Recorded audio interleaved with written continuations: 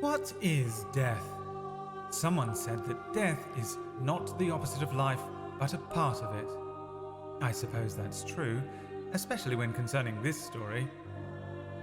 And there are lots of stories from lots of places, many worlds with many stories. And in all of those stories is death. And in some of those stories, there is an afterlife. Someone else said, when a person dies, they only appear to die. They are still with us in more ways than we realize. And that one's not true. Sorry about that. No, because when someone dies, no matter where they die, no matter what they did, no matter who they were, they end up here, in the library, with me, or with him. Either way, they're dead. So let's see who died today and what stories they'd like to still tell.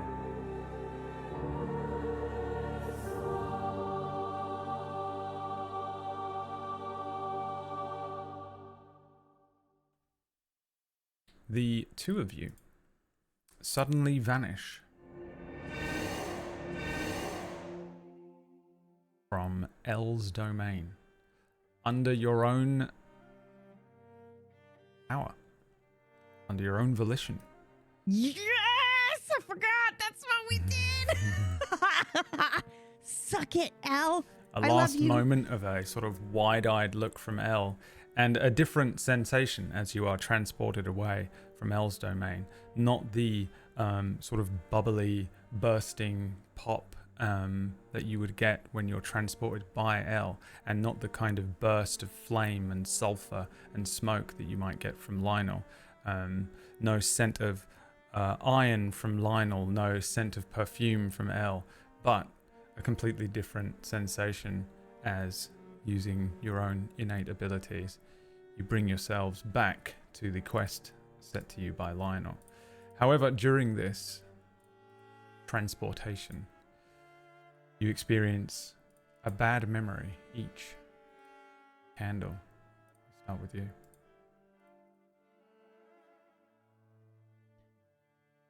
Probably a trigger warning on this one, folks. Some days, Blackmane doesn't just cut you, it burns you alive. It started like any other scheme. I've been running with a small crew, holding jobs for a mid-level enforcer named Varric Greyhand. A piece of work, Greyhand. Sharp suit, sharp blade, and a reputation for never leaving loose ends. My part was simple. Sneak in, grab the ledger from some rival gang's hideout, get out before they noticed. Easy pickings for somebody like me. I've done my bit. Slip past their goons, snatch the ledger. Already on my way back. But when I was making my way through Ashgrid Alley, something was off. It was quiet. No sign of the crew. Just a faint smell of oil in the air. And I saw them. My crew. Marnie, Slip, and Vix.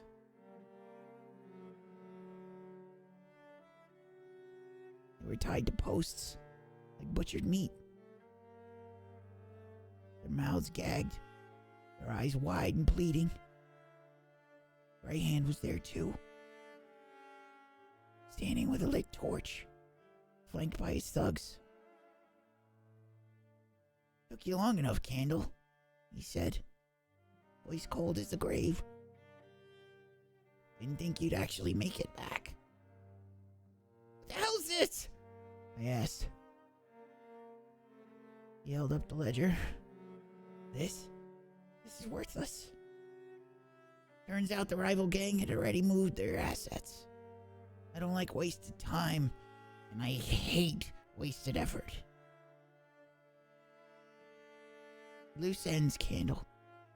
That's what you and your friends are. I felt the pit drop out of my stomach. Come on. You don't need to do this. We'll make it right. Before I could finish, he tossed the torch.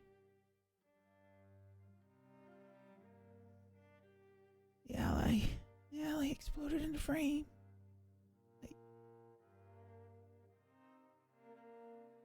I froze. The screams.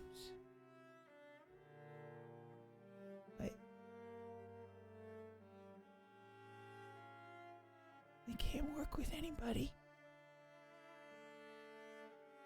Everybody I can't.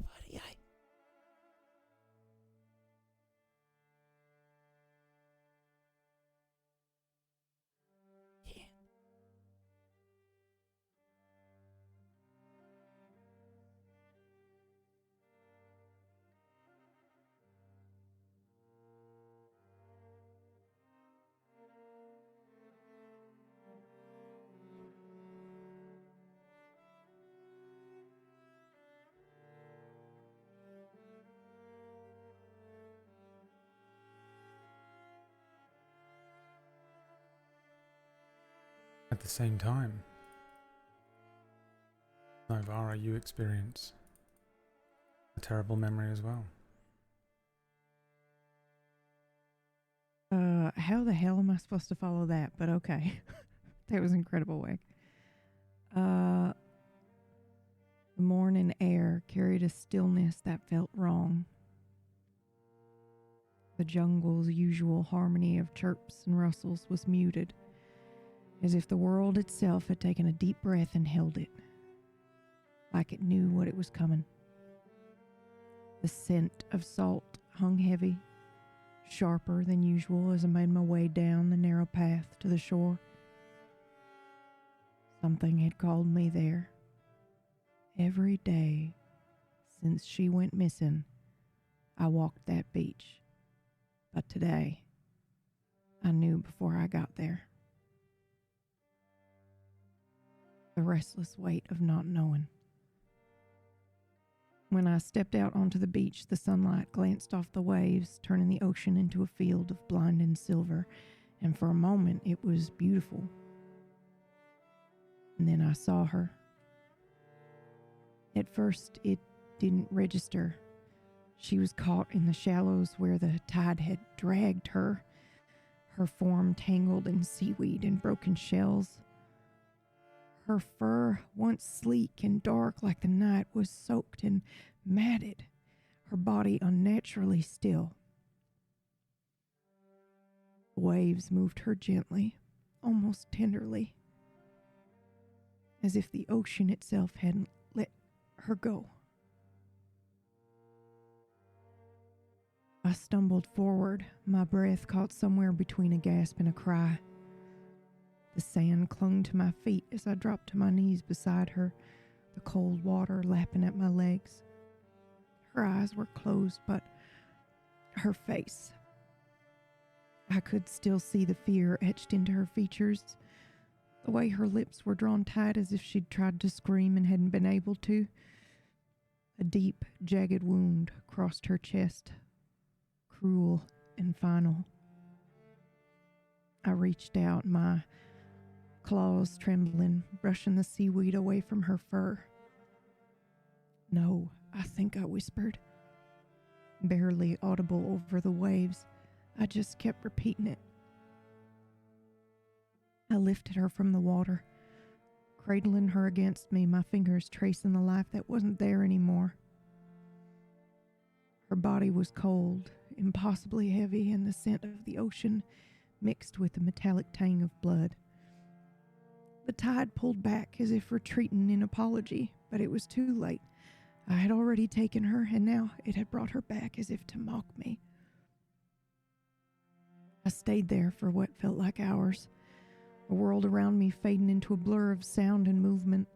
My mind wouldn't stop racing, replaying every moment I could remember, the way she laughed, the way she walked away the last time, the promise I'd made to keep her safe. I'd failed.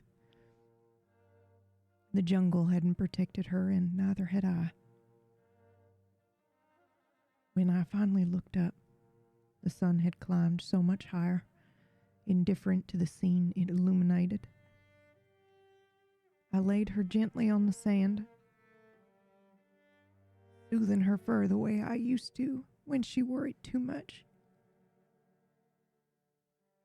My hands shaking with the weight of what I had to do next.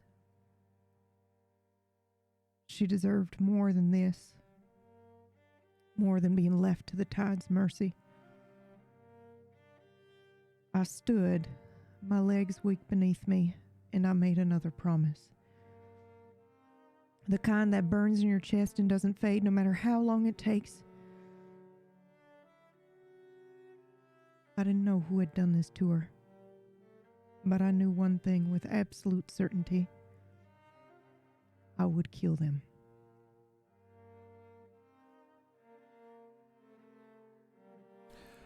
Welcome to Non-Canon, everyone. The fun show. The silly fun show that's light-hearted and dumb, and it exclusively exists only to help us make some money. And we planned to be the most half-assed, barely put any effort into show. And then I went and wrote a bunch of deep lore. These two wrote the most incredible backstories. And we present each episode at the opening with a horrific intro. And we appreciate you. Thank you so much for joining us here on Non-Canon. If we get Brad to cry, then we've succeeded. Yeah, do you know what? You'll be able to do it. Because I'll tell you what, I'll admit something if you make it to cursed and or exalted on the PB. I know. I saw you do it. I was like, why did you do this? Why did you do this? Because I'm a cat. Why did you do this to yourself? Destroyed yourself. You know, the meme of the kid with the sprinkler and he pushes the thing and it just hits him in the face. I mean, just you are silly. Guys, this is Non-Canon. You can spend money on us as the Fates. The Fates can affect the show slightly. If you subscribe, the characters may earn another elixir tonight. And any donations go towards one of the bars on the left-hand side of the screen there. Tonight, you'll see that there's just it's good old-fashioned basic bars. With no craziness on there, unless you make it all the way up to chaos, in which case... He's fucking lying, don't listen to him! In which case... Also, huge shout out to the anonymous person who went apeshit on tips for us through this last week. Yeah. Whoever you are, thank you so much. Thank you. I was about to get to it. Yeah. Sorry, I'm sorry. Yeah. I just have to Just please refer my to your brain scripts. so that I don't... Oh, Please okay. refer to your scripts. Yep. My bad. You'll see that, you're on page 2. We're still on page 1. Could you move me to page 4? Could you... Never have to speak again. Page 1. You, so any donations tonight during the show will go towards tips, will go towards the bars. It's over. Just forget it. It's done. We'll wait for whoever it is that comes and tells us off. Jeff. Big Jeff. The bars represent light and dark, but as they fill, donations and tips will go randomly to each of the bars, and as they hit each of the markers, the player characters receive whatever it is, loot boxes, magic items, level ups are on there, they need those, and they can also face off against chaos again. Every time they face off against chaos, they level up their chaos abilities. They have a secret tree of abilities that they've now revealed to them that they can access every time they encounter chaos. A sphere grid. They have a sphere grid. Also, so there was an anonymous donator throughout the week who just threw a bunch of money in. An anonymous tipper throughout the week who threw a bunch of money in. Take 2. And anonymous tipper, I mean, it would have just been an unlimited amount of potions. So what anonymous tipper has bought you is a +1 to your weapons. Pick a weapon, make it a +1. If it's already a +1, make it a +2. Whatever it is. go. So that's what you get at the start of tonight's episode. And anything else Fates. that comes Yeah, through thank you. from the Fates tonight, obviously, goes towards the bars on the left. So thank you again, everyone. This is the show in which we attempt to... we use this show to pay for the other shows. So if you like all of the other shows and you want a chance to, give back or help out the channel in some way, then this is the show to do it in, because at least then something silly might happen on the screen for you. And we very much appreciate And something not so silly happens on another show. And then in that way we can, we can fund something horrible in another campaign. Today, just realized you just got +1 lightsaber, didn't you? Yep, No, 2 short of them. Or 1. Oh, you did on the short bow. Okay, good. Well, one of you gets to pick one weapon to add +1 to. So it's a +1. So that's attack and damage. I'm doing it at this point just to wind you both up. Yeah. I can't believe you're just not using the lightsaber. I'm very happy about it. Give my me at favorite least thing. one of them, dear God. I'm very okay with it, to be honest. Okay. So let's get into it. No? Yes. Sorry. No. What I had to say was completely unrelated and totally doesn't matter. Please continue. Okay. I mean, okay.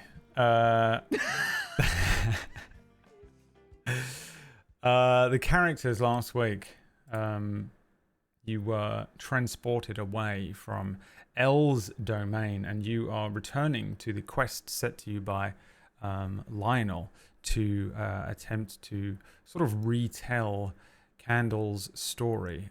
As you approach this, you don't remember anything of the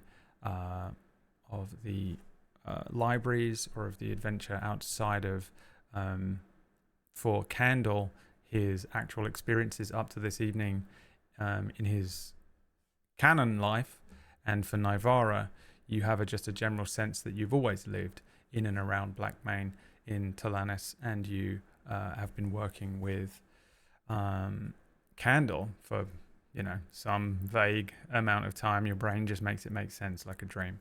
And we return to Blackmane, and of course I must give you another description. Just remember, Chad, if you tip a lot of money, you will interrupt the description, and he will never be able to finish. You will not. You will not. I'm a professional. The Shadows over Blackmane, Chapter 1. The city of Blackmane, crouched. Chapters? It's always Chapter 1. At the beginning of these sessions, there is a page from a novel of if that session was a novel. So I try and write the first page of like every episode as if it was written like a book. Yes. So that's kind of what I try and do, or if it's about a character, I make it their first page about their novel or something like that. Since we've already done the first page of this novel, which was Candle's story, I had no choice but to once again to sort of embellish the description of Blackmane. And the fact that you probably aren't going to complete this week means I'm going to have to do something else for next week as well. I hadn't really planned ahead well enough for this when I built the structure of this show. Shadows over Blackmane, Chapter 1. Page 1. Psalm 3. The city of Blackmane crouched like a quiet beast beneath the bruised grey sky. A place seemingly always caught inside rain. Even when there wasn't a downpour, the damp air hung heavy with the stink of swamp water, oil, wood smoke, and piss. A pall of decay clung to the streets, mingling with the acrid tang of spoiled ale and the greasy smell of unwashed bodies. It was a city that had long surrendered its soul to desperation. Oh, look at that. We're almost at the loot box. So sorry to interrupt you. I just wanted to let everyone know that we're so close to that first Dark Side loot box. What do you think we'll get if we get to that first Dark Side loot box? A slap. Probably. Maybe another lightsaber. Maybe I'm just going to change everything to you win nothing. D222 with nothing on it. You win nothing. You win nothing. Nothing. Oh, look, another tip. Oh, guess what? We got the loot box, All but right, it's well, you're not- light side. You're not in the game yet, so you don't. We have to. We'll have to get to the loot. Maybe we should keep the tally. I just thought I'd say thank you. Yeah. Thank you. Thank you so much, Fates. Yeah. Thank you. It was a city that had long surrendered its soul to desperation, its alleys riddled with the whispers of schemes and sins. Here, shadows were not cast, they clung.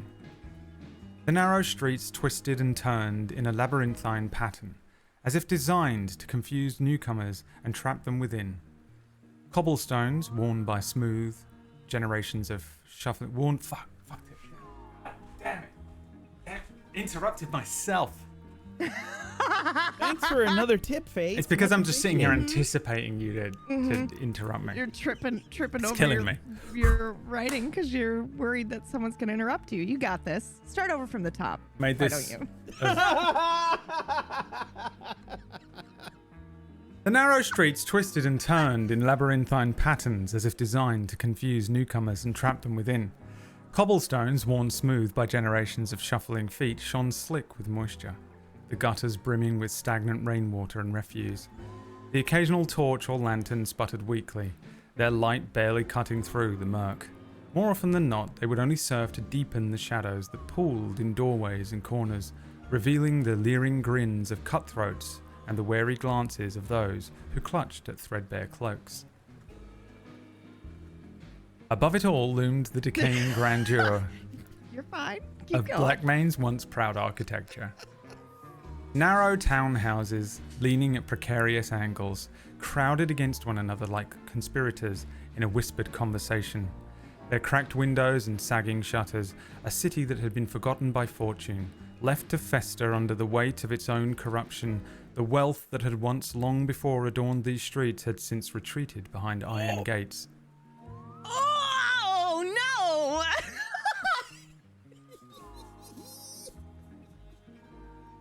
Thank you so much, Fates. We got another loot box, oh, Brad. Wow. Oh, wow. It's still going. Do you mean the intro? No, I meant the bar was still increasing. It overtook the dark side bar. It's really great. Thanks, Fates. Mm-hmm. But actually, though, thank you. He's annoyed, Yeah. but we're happy. Wack and I couldn't be happier. Where was I? Brad's going to start turning the lights on and off. The wealth that had once long before adorned these streets had since retreated behind iron gates and private guards.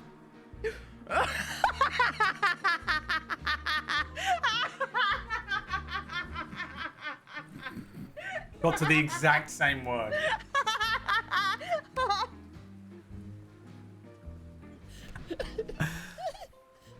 Deja vu. The wealth. Also, so that's 3 loot boxes. That was actual anger there for a second. Yep. I'm in so much trouble! Oh, shit.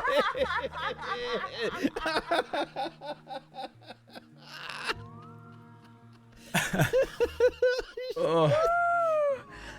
My cheeks hurt. Have a sip of water. I actually, before you start, so that way this isn't interrupting you. I actually had a dream. Wouldn't want to do that. No, would never want to do that. But I had a dream the other night where we were on some sort of like, how well do you know your partner game show? But it was like GMs of Tablestory. And that was a question that came up. What this person drinks water to calm down. And you were like, Wacksteven. That's an actual thing. Now me. Anyway, yep. The wealth that had once long before adorned these streets had since retreated behind iron gates and private guards, leaving the rest of the city to rot under the boot of a crime syndicate that ruled every crooked bribe. The people of Blackmane were much like its buildings, broken but stubbornly standing. Beggars wrapped in patchwork rags huddled in doorways, their gaunt faces half hidden behind greasy hair. Street urchins darting between carriages, nimble hands snatching purchases. Can't do it. Can't do it. It's done believe me. in you. It's absolutely You done can. me. Nimble hands snatching purses From the and top. loaves of No, I'm bread just kidding. with practiced ease. A couple of ne'er-do-wells scrambling to pluck some loot from the back of a trundling wagon. Yet, for all its filth and squalor, Blackmane was alive. It pulsed with an undercurrent of purpose, an unrelenting drive for survival that defied the decay. In the flicker of lamplight, the glint of coins exchanged in ally. Oh, fuck. God damn, I can't do it, man. It has thrown me off. Dude, it has thrown me off so bad. Normally I get in, I feel the force, I go with the flow. It is. I am just so waiting for something to get me. Where was I? In the flicker of lamplight, the glint of coins exchanged in shadow alleys. Oh, we got another loot box.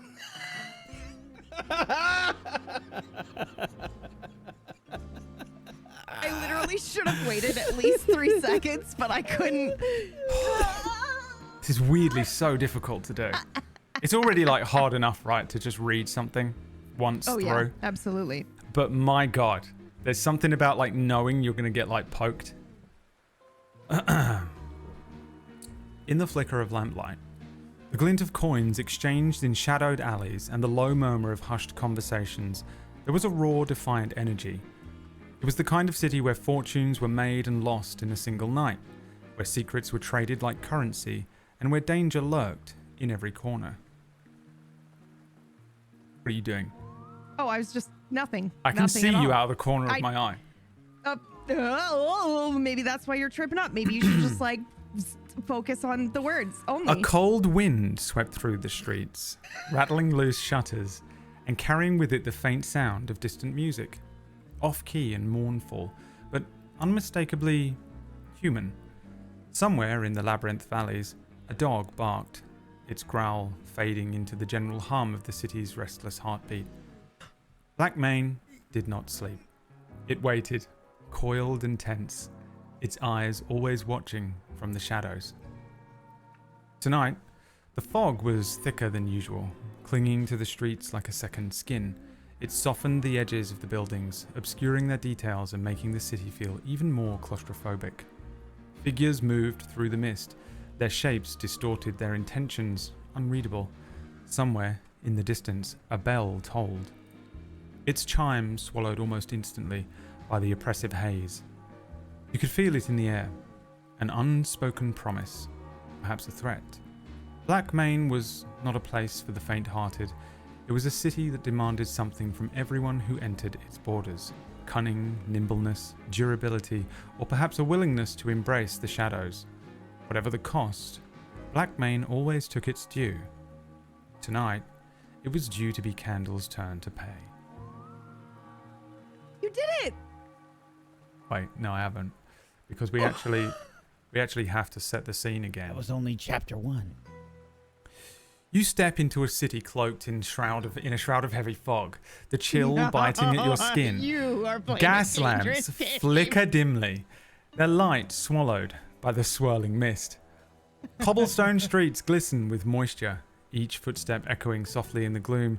The air carries the scent of coal, smoke, and damp stone, mingling with the distant murmur of unseen carriages and piss. Shadows shift in narrow alleys, and the silhouettes of bundled figures drift past. Heads bowed against the creeping cold. The world feels close, suffocating.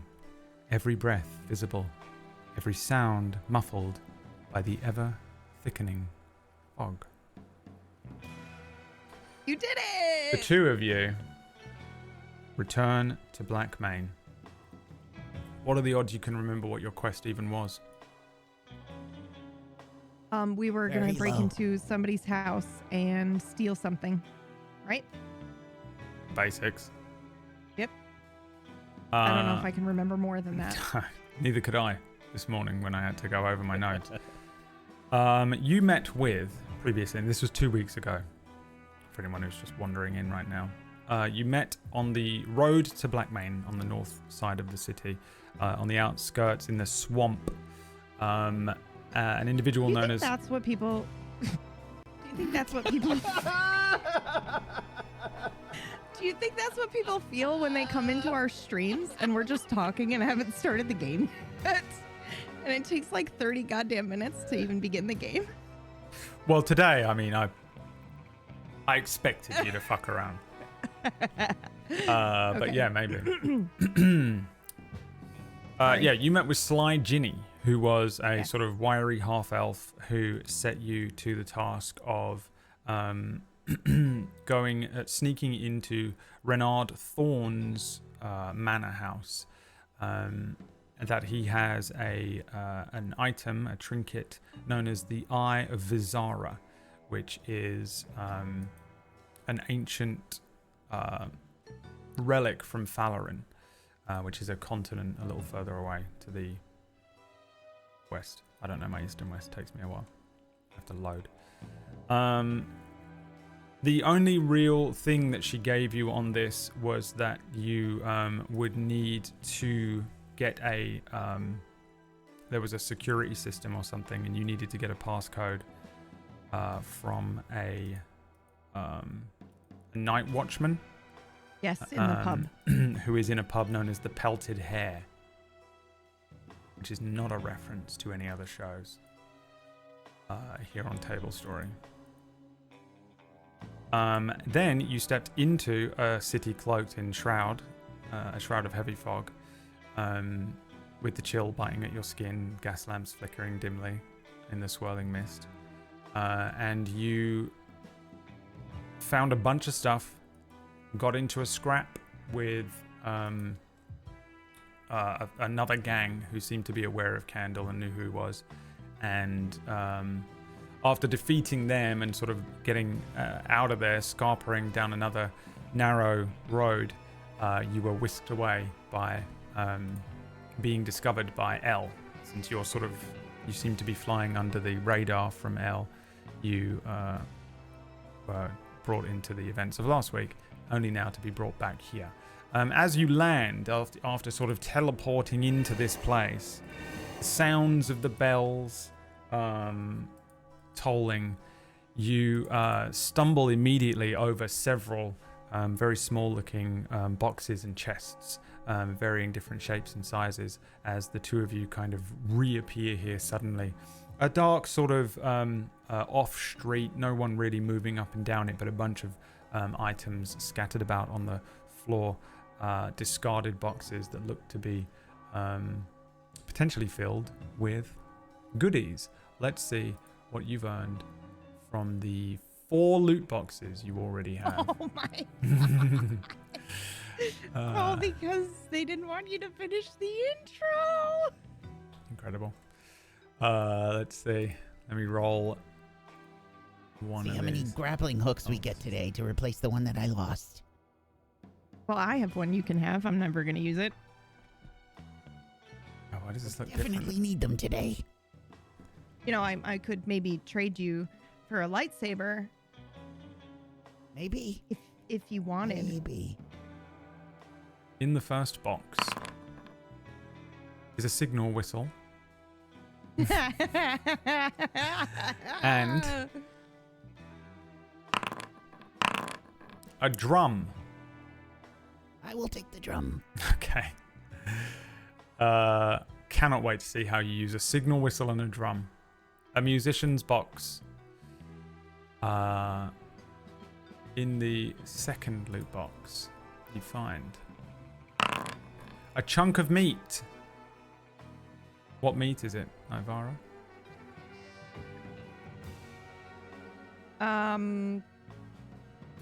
Do I have to say?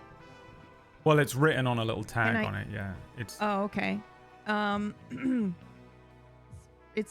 I mean, okay, hold on. I have follow-up questions. Oh my Is god. Is But like, it's an just one-word answer, really. But yeah, okay, go on then. yeah, is it like I open it and it's the meat that I would want the most, or is it just like surprise? It's random meat and I Surprise could meat. just pick anything? Oh, okay. Then it is. Why did I think turtle? Why was that the first thought Turtle that meat. entered my mind? Wow, of all the people, turtle meat. Wow. Okay, yeah, turtle meat, loads of it. Now we know why I'm gonna PB loves cry turtles now. so much. Yeah, delicious. Listen. You also get a rare elemental Tidal essence Blades. shard.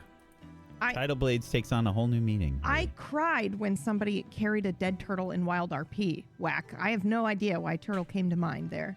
Probably we know. like, don't answer turtle. It'll hurt you. And then I answered turtle. Nivara, you have a whole Uh-huh. big chest or box of Mhm. turtle meat wrapped up, butchered nicely, Okay. and labeled. And underneath it, as if concealed and hidden under this butcher's delivery, is an elemental essence shard. So I need one of you to roll me a d4 to determine what I'll do it. type of shard it is. Ooh. Earth. So this is a crackling crystal that contains the essence of an elemental plane. As an action, you can attach the shard to a tiny object, such as a weapon or a piece of jewelry, or detach it as an action. If it falls off if your attunement to it ends, you can use the shard as a spellcasting focus while you hold or wear it. And you gain resistance to a damage type of your choice until the start of your next turn. So is this like consumed? How does this work? I'm gonna snatch this up. Oh, it's when you use the meta magic option on a spell while you're God holding damn or it. wearing the shard, you can use that property. Damn. Someone needs to It's shiny. I grab it. someone needs And to roll up multi. Oh, I already said I grabbed it. Good sir. Yeah. Nice try. But you're a cat. You gotta be digging into that meat. Let's be honest. It's not my favorite. But it's meat and it smells good. Should we roll? Yeah, just roll dexterities. Yeah, or sleight of hand or whatever. Same thing. You will I probably like beat sleight of me, hand. but it adds 27. Yep. Good luck.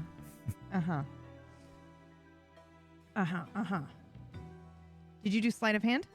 Yep. Okay.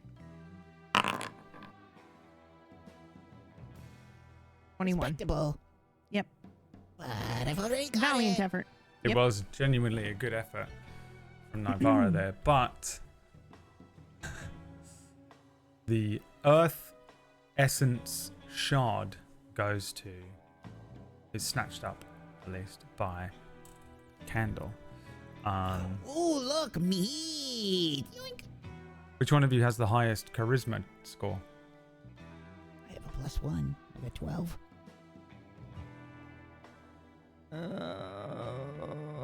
Oh, I have a 13. So me. There you go. There you go. One of you needs to multi-class into sorcerer. Oh, with a 13, I'm not. Let's the minimum roll requirement. so that was the Yeah. second box. Third box contains a moon sickle. Moonsicle. It sounds like an ice cream. Delicious. Popsicle. Yeah. A silver-bladed sickle. Tell you. Which is a We'll plus call one. it the Night Claw. It's a +1 sickle because it's the uncommon one. While holding this magic weapon, you gain a bonus to attack and damage rolls made with it. You gain a bonus to spell attack rolls and the saving throw DCs of your druid and ranger spells. The bonus is determined by the weapon's rarity. In addition, you can use the sickle as a spellcasting focus for your druid and ranger spells. When you cast a spell that restores hit points, you can roll a d4 and add the number rolled to the amount of hit points restored, provided you are holding the sickle. Yeah. It's all yours. Okay. Okay. There's the ranger. Okay. I'm the never other gonna hold thing on to there, that. yeah, is a climber's kit. So that's basically a Hooray. grappling hook. Take it. Okay, another set of climbing equipment for the gang. Oh, hell yeah. Yeah, there's nothing. You guys are both Spider-Man at this point. All right, and the final loot box so far of the evening contains another fucking moonsicle. Am I crazy? No. What? It's the What? second moonsicle. Ew. Reroll. I'm just kidding. You want to re-roll it? I'm worried that it's going to be a 64 and then I'll wake up. If it's a So yeah, go for 64, it. I'm gonna weird out. I'm gonna re-roll that moonsicle just for. Oh my god! Oh my It was a 69. Pretty nice. I always thought it was the 6, and I started to whoop. 69 is a mess kit. Don't know why I didn't change that one. Feel like Yeah, retrospect, maybe should have. I'm gonna change it Next right time. now. Well, you can use a mess kit. I already have one. Okay. You can take it and then use it to eat the meat. Delicious, Navarre, delicious you get a mess kit. mystery meat. I And I then don't need a mess kit to eat my food, but okay. The last thing is an elemental gem. I'm gonna grab Say, it. I'll take that. I will. Nope. I will fight you on it. Just give Okay. me all the leftovers. I don't even know what the elemental gem does, but It's shiny. I I'm just gonna want to take win.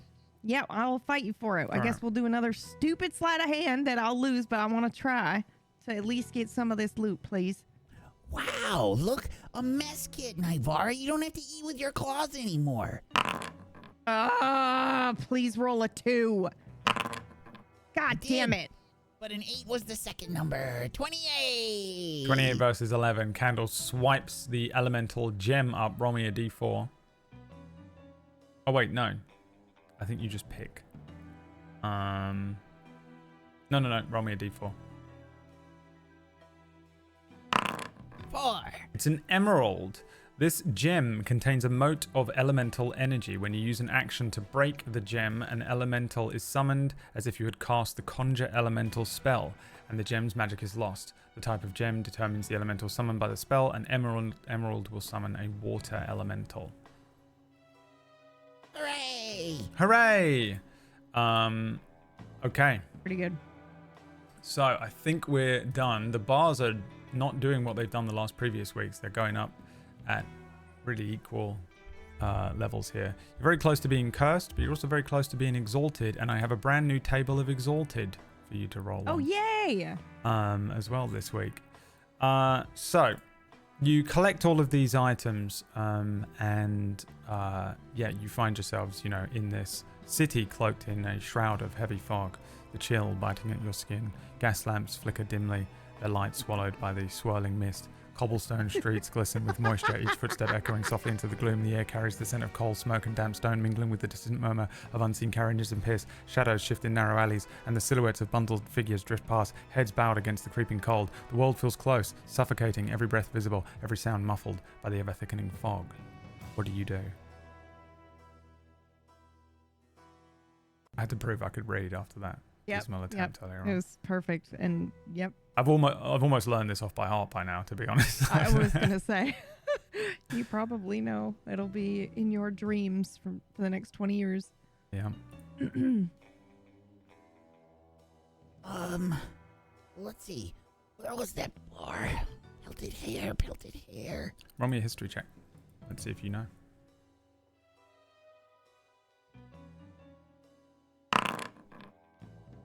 I totally know with a 5. Yeah, it's either the really little one that's really down deep in the Undercity. It could be that one, or the pelted hair might be the one. There is one that has like a rabbit on the signage outside that That doesn't sound right. That is very far in sort of North Blackmane, sort of near where the first one. Let's go. You going to the first one? Oh yeah, sure. Okay. You don't want to ask somebody where it is? Nope. I know exactly where it Alright. is. Okay, That's where it then. is. Let's go. Yeah, of course he does. It's this little kind of out of the way place. Real shitty and horrible. It'll be great. You come to the pelted hair. Holy shit. You had no idea where it was, but you did get there. You wander over to the this tiny little sort of dimly lit, noisy tavern in the lower city.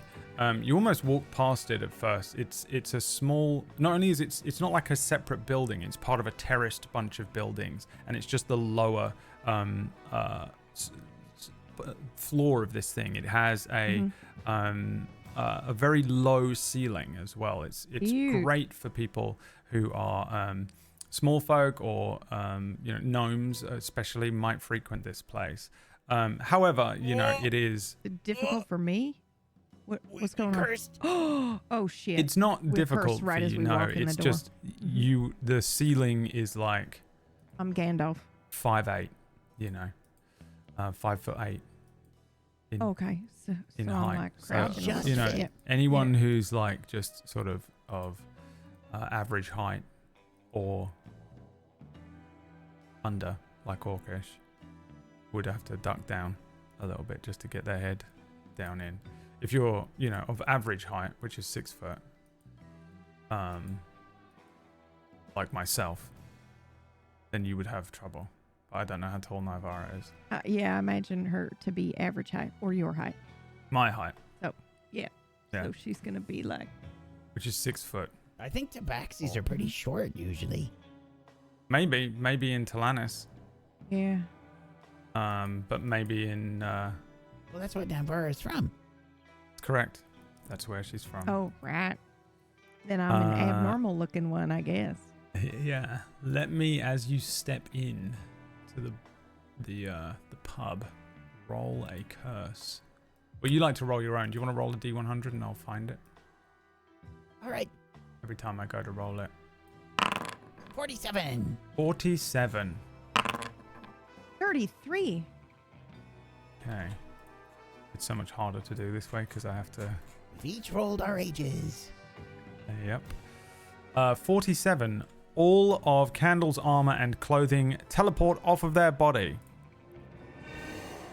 And floats just out of reach. Oh, and it stays this way. Any attempt to put on other clothing or armor produces the same effect. That's hilarious. I thought you just lost it, but no, it just literally boom, all of his armor and clothing falls off as he steps over the threshold of the pelted hair.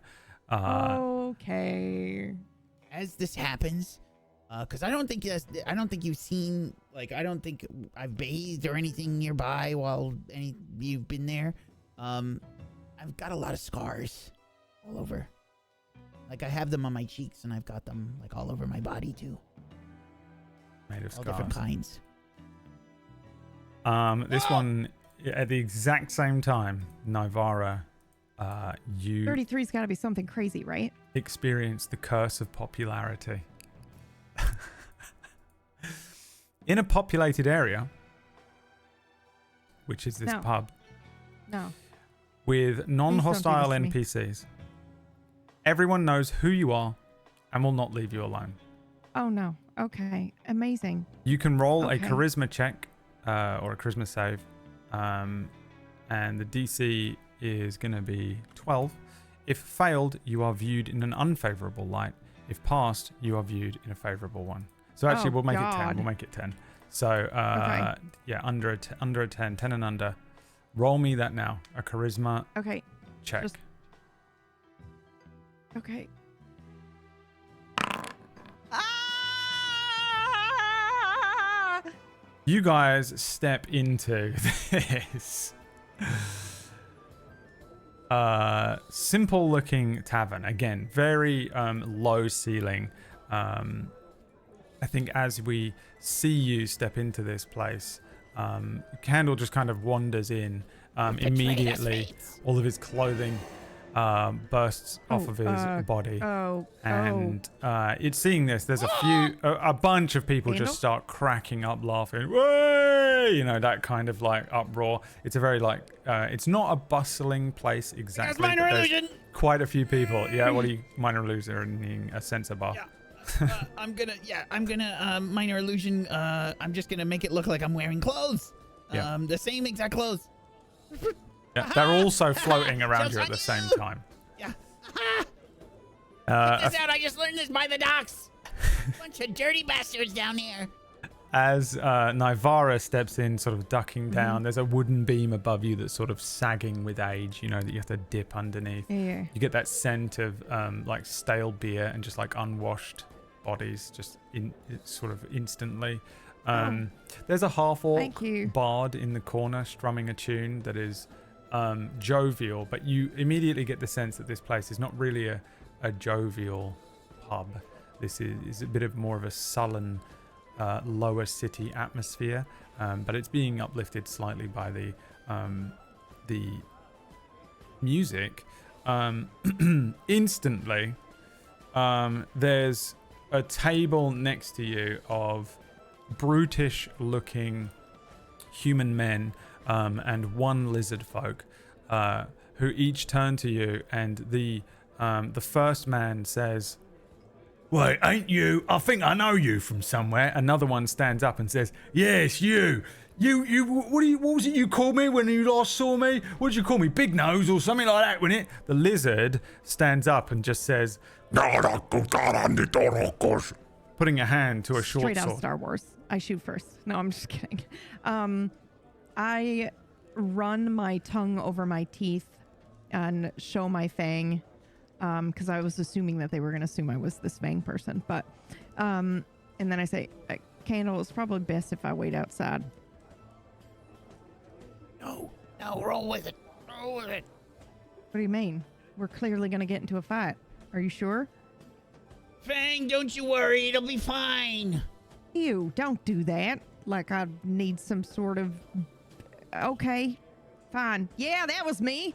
What you gonna do about is it? Yeah, big teeth, more like. Right? And they kind of like jostle each other. Yeah, big teeth.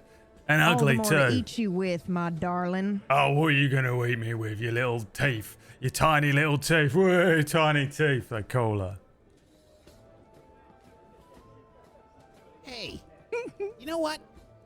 I think this is a good opportunity. This is a really learning opportunity for everybody here at this wonderful little establishment. Are you And folks watch out, we're about regulars? to fight. Oh, The guy kind of like slowly looks down to you, Candle, and then he looks at the floating items around you and then says, "Who are you?" Oh, me? Well, I'm just Fang's bodyguard, you see. "Oh, you need a bodyguard, do you? You hear that? Need a bodyguard. Yeah. You're going to need more than one little tiny little bodyguard, you are. Coming down here after everything you've put us through. Hey, after everything they've put us through, Philip. Yeah, after everything they've put us through, Bus. I gotta tell you a secret, though. It's a pretty good secret. You want to hear it? What are you saying to me right now? Come down close. I can't say it to the whole bar. It could get people in trouble. All right. Leans down. not me Turn on the wanting to lightsaber. immediately... Yes!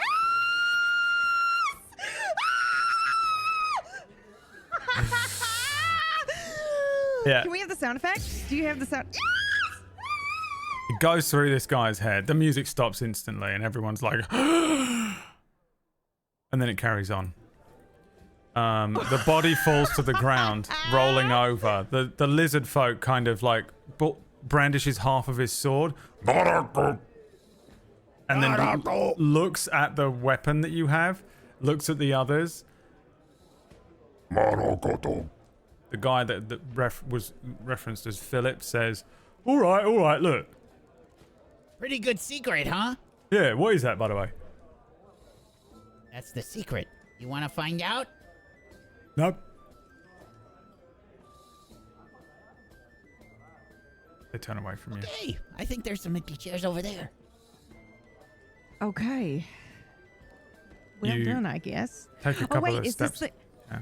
So sorry. Is this the guy that said, what are you going to eat me with? No, these are just people that That hate he you killed? because you're cursed. No, I mean, but which one was the one that died? Yeah, the guy that was giving you That shit. was yeah. like, what are you Yeah. going to eat me with? Yeah, yeah. Okay, your tiny teeth? All right. Yeah, I won't do that. You're going to eat him, I was won't thinking about it. Yeah. you? Yeah, you walk past He's cooked. a sort of half-elven looking He's cooked. barmaid, and she turns to you and says, do you need somewhere to sit? Or do you want to sit at the bar, or are you standing? Yeah, give us a decent table. Okay, yeah. What's your name? She says to Candle. You don't recognize me? I thought I did. Name's Candle. Candle. Have we met? Oh, we've met before. You remember my name? Well, like laugh into my hand a little bit. Give me a history check.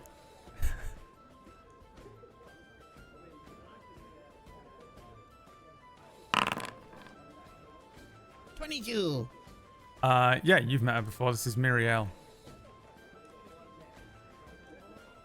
Of course I know your name. You've been running through my dreams every night. Miriel. Oh my god, you do remember me. Look. And she leans down and says, what are you doing hanging out with her? Bodyguard. You bought a bodyguard? No, I'm the bodyguard. Oh, so it's like a work thing. Yeah. Alright. I suppose that's okay, but like don't bring her in here when you're not working, yeah? Why, you got a problem? Yeah, haven't you? Oh, you mean the reputation. No, it's cool. Don't worry. Would you actually like her or something? Pays the bills, okay? Or has she got lots of money? Well, depends on the day, if you know what I mean. Alright, okay. Yeah, let's get you a nice table. And she turns around and sort of moves through the crowd a little bit. There's a really dingy looking table covered in empty bottles and tankards. There's beer just dripping off one side of it onto one of the two stalls there. And she says, that's really all we've got. Yeah, I guess this'll do. Okay, do you want some Don't need drinks? better. Oh, yeah, of course. Okay, I'll be back. And she steps through the crowd of I'll have an people again. elderberry wine. He does Kendall, not I really pay any think it's attention. probably better if I wait outside. I don't like it indoors anyway. Why? It's very cramped in here. It smells great in here. It's cramped. Look it. I have to like constantly be leaning down. It adds to the atmosphere. What, you don't think you can do this without me? Well. Yeah, fair point. Okay, you're You gonna should be probably fine, go. right? Yeah, I'll Yeah. go wait outside. Oh shit! Put my feet up. I go and I wait outside. Okay. The barmaid comes back after a little while and sets down 2 tankards of mead on the table. She says, oh, where's she gone? Oh, I had to take a piss.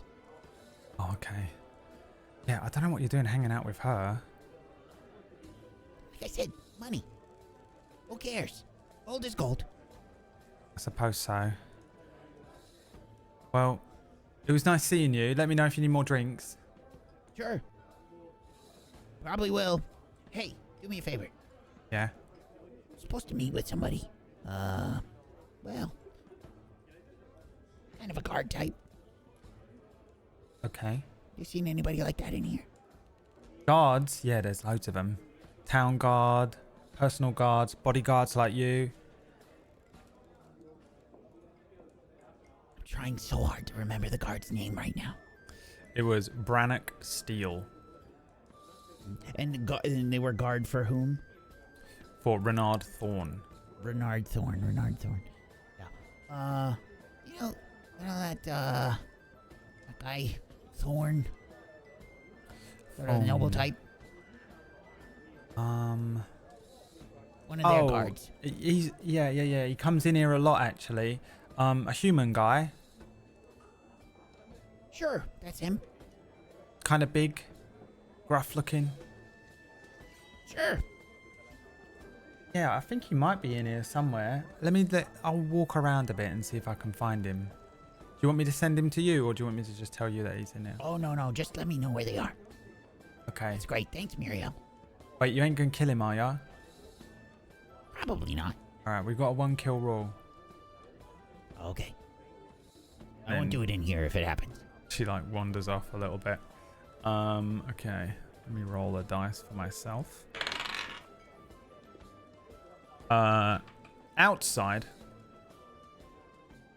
What are Sorry, you doing out there? I normally would never do that to you. What? But well, I Play just D&D. like left. Like, well, but I mean, I would try not to leave and separate us if it didn't make sense, but I'm a jungle cat and I don't like being inside and everyone hates me. So, yes, I'm outside enjoying the. Could you describe maybe what it's like again? Just refresh my memory. Farts and piss. You step outside into a city cloaked in a shroud of heavy fog.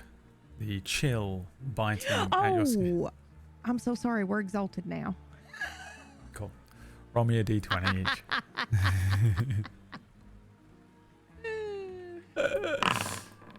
16, which I think I've had before. Oh, but it's a new table. Yeah, it's a new table. 16 is unyielding endurance. Once per long rest, you can delay a level of exhaustion for 8 hours, allowing you to continue adventuring. So let's say once per. I need to adjust these. From these generic tables to fit non-canon, which is bullshit. Once per session, you can shrug off a level of exhaustion for 8 hours if you are subjected to anything. Well, I guess if you're subjected to the effect. Do you understand? So, like, if something gives you a level of exhaustion, because you can get it from some monsters and things too. I can say no for a period of 8 hours. Yeah, you can do Neo no. Yep. I'm into it. And then 13.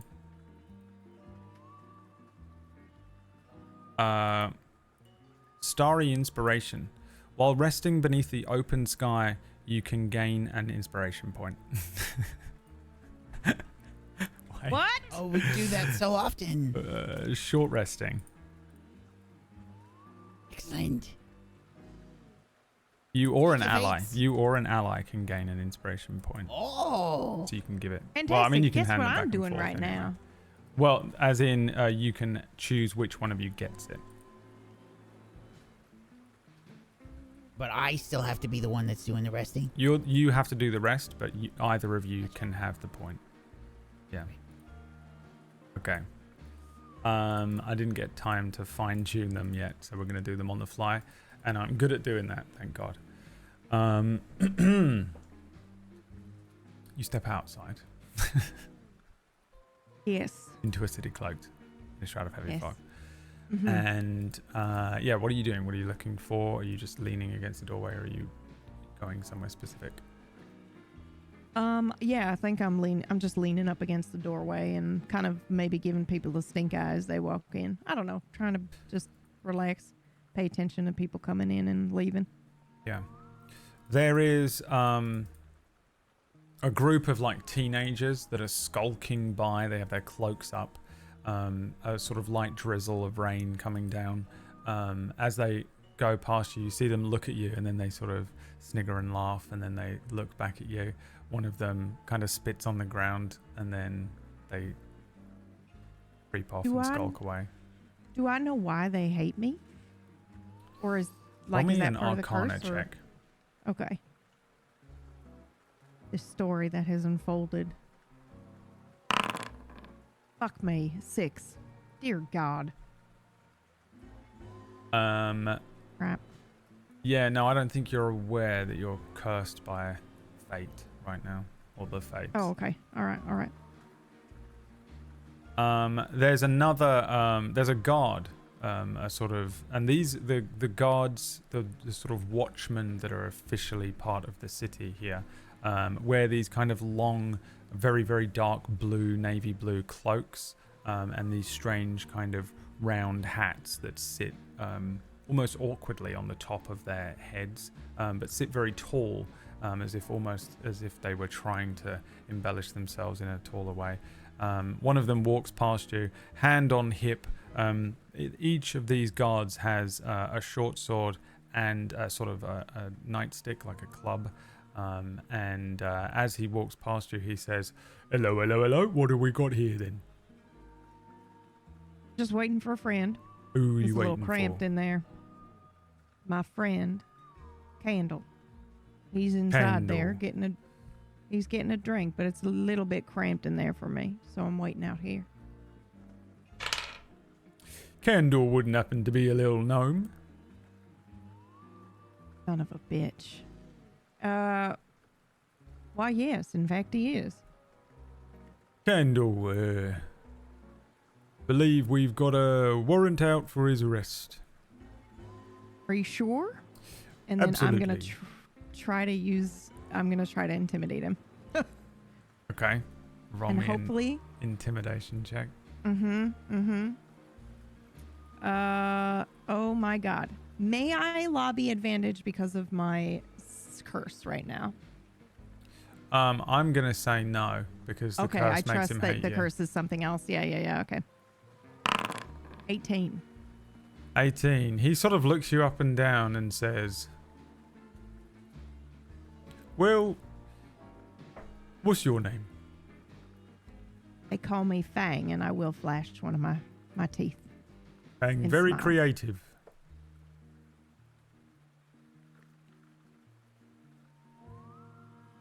Anything else I can help you with?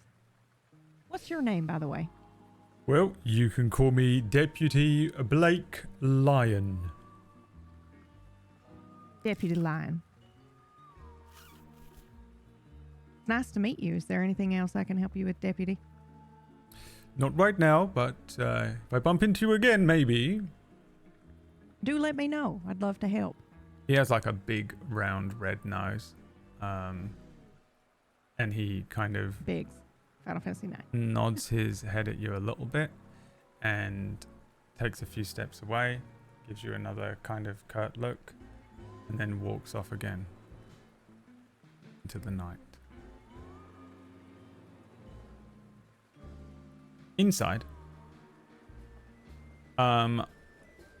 it's probably been a little while. It's probably been like 10 or 15 minutes, which when you're just sort of sat by yourself in a tavern waiting, or if you're stood outside waiting, it feels like an age when you're not trying to just kill time. I've eaten all the peanuts. All the peanuts have been eaten. Did you drink both the meads? One of the meads? A little of the meads? Did she only bring mead? She brought two meads. I asked for elderberry wine. I know you did. There was no other. Fine. So I'm working. How would I do that? I think that I would probably be sipping it.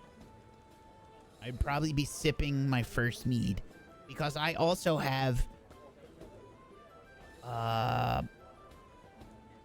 Bounty of the Land, which makes it so that I only need half as much food and water as normal to avoid starvation or dehydration. So I Yeah. imagine like everything's extra filling for me. Yeah. So I'm just sipping, like I'm nursing this mead for a long time. Ozempic. It's You- basically just so that I look cool. Yeah. You sit there sipping this for a little while, and then eventually Muriel comes back and says, "Oh, Candle. Yes? Yeah, the person you're looking for.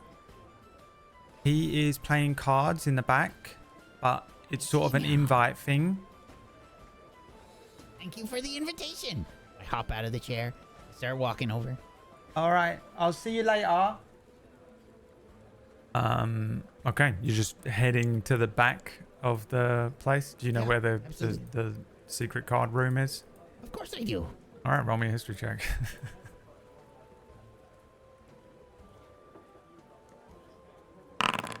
Did you just get an invite because I wasn't there? No, he has not got an invite. Oh. He's just walking in. Yeah, you walk to like a back area where there is a door that leads out into the back alley, and there's a sort of latrine that's just a kind of carved bit of the alleyway that they have these holes in that go down into the sewer system. Stinks like piss as you walk past the Oh, open I'm so door. sorry. We have a magic item. Okay. I'm Um, sorry. Hanging. You're gonna kill me in real life. Hanging on a hook candle near this open doorway is a magic item. Let's see what it is. And if I it would can, also like to mention, by the way, because I think it's funny, yeah. that I you know, I'm keeping up this minor illusion the whole time. It's a cantrip, right? So I'm not using spell slots, but I imagine like I'm sweating, you know? Yeah. Like I'm keeping this illusion up the whole time. Like my And every ass, doorway like, you walk into, like all of your armor and stuff is like Yeah. as you move through. I'm sorry. Dust of dryness. There's a little sachet of a dust of dryness in there. Outside, Nivara, Yeah. someone shouts across Sand. the road. It's just sand, right? Like, Pretty much, yeah. Just so dryness. I hate it. Someone shouts across the road to you and says, "Oi, Kitty, can you purr for me? Hey!" And then he turns around and walks straight into a lamppost drunk, and something falls out of his pocket. As he kind of continues to stumble on, you might run over there and pick up a spell scroll of 2nd level as this drunken Shall we mage roll randomly? wanders. Well, I just have a spell scroll randomizer here that's very easy Oh, nice. Okay. to generate one. I purr as I pick it up. Not even aware, he's super drunk. Oh, I'm not doing it for him. Oh, okay. Great. Warding Bond. No idea what Warding Bond is. You have a Warding Bond spell scroll, which... oh, this is the thing that normally would cost a 50 gold piece platinum ring each, but you'll be able to just cast this once. The spell wards a willing creature you touch and creates a mystic connection between you and the target until the spell ends. While the target is within 60 feet of you, it gains a +1 bonus to AC and saving throws, and it has resistance to all damage. Also, each time it takes damage, you take the same amount of damage. The spell ends if you drop to 0 hit points or if your target becomes separated by more than 60 feet. And it lasts for an hour. So that Wow. Okay. to cast a spell scroll of a thing that you don't have access to, so a spell, this would be a cleric or a paladin spell, you'll need to do an arcana check and beat a 10, and then if you do, you'll cast it. So that's how Okay. it's going to work. If it's a spell of a thing that you actually can cast, you know, if it's a, you know, whatever class you might be, you can either write it down and have it like you would, or you can cast it at will. But the spell scroll burns up after use. So, a pretty good spell. And yeah, this kind of rolls across the cobblestones. You snatch up the vellum and give it a glance, recognize what it is, and put it in a pocket.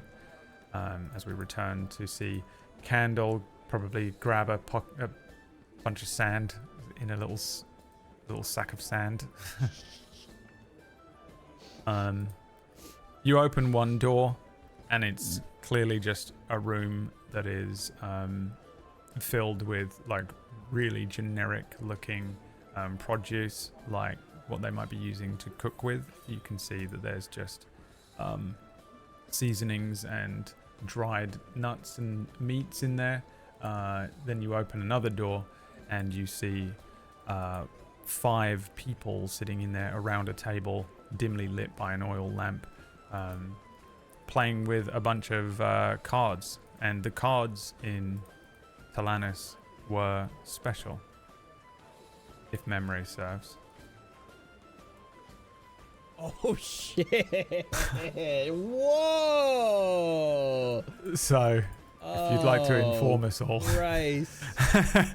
Is this in relation to one of the classes? There was some weird, because you were doing so cool.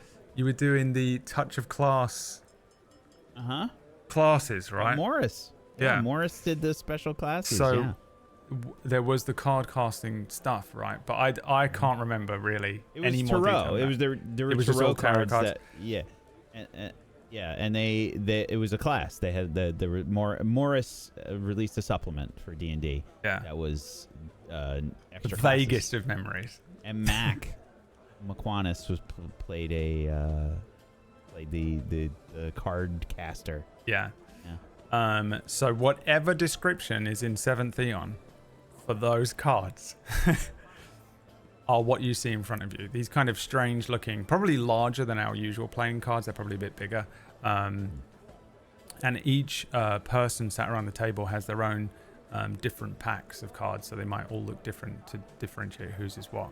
But the game they're playing probably isn't tarot, it just uses tarot cards.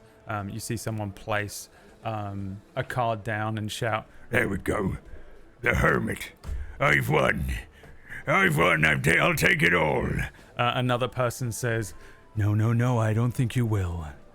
Look at this. He places down a 6 of wands. A 6 of wands. What's that gonna do? He says, well, do you not remember what I last played? Oh, bugger it! He throws his cards down, pushes a bunch of gems off the table. They scatter across the floor towards you, Candle. One set of eyes follows them and then runs up towards where he sees you standing in the doorway as you open the door. And a gruff voice says, Private game. Well, it's a good thing I've been invited then. Who's invited you? You've already forgotten her name. No, so I know my contact, but I also know somebody that they'd probably be more impressed by. So I'm going to say, I'm here on behalf of Grey Hand. give me a deception check.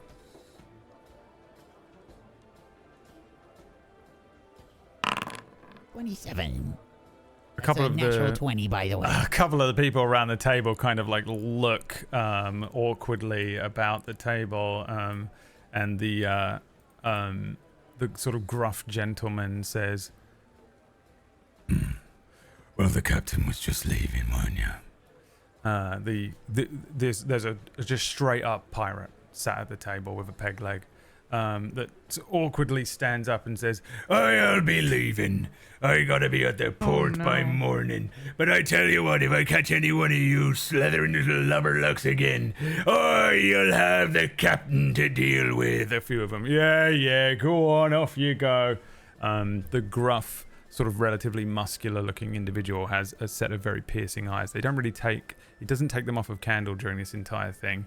The captain gathers his things and sort of lumbers past you, his peg leg sort of tapping on the stone as he moves past you. He closes the door behind him. There is an open chair at the table. I will go sit down. Do you have a set of cards or anything resembling such things? Fair question.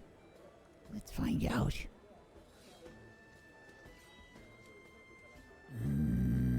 I was checking for like extra special bullshit that I might be able to use, but I do not think so. Minor illusion? Well, that's a problem if I do that. You could say it's a distraction. No.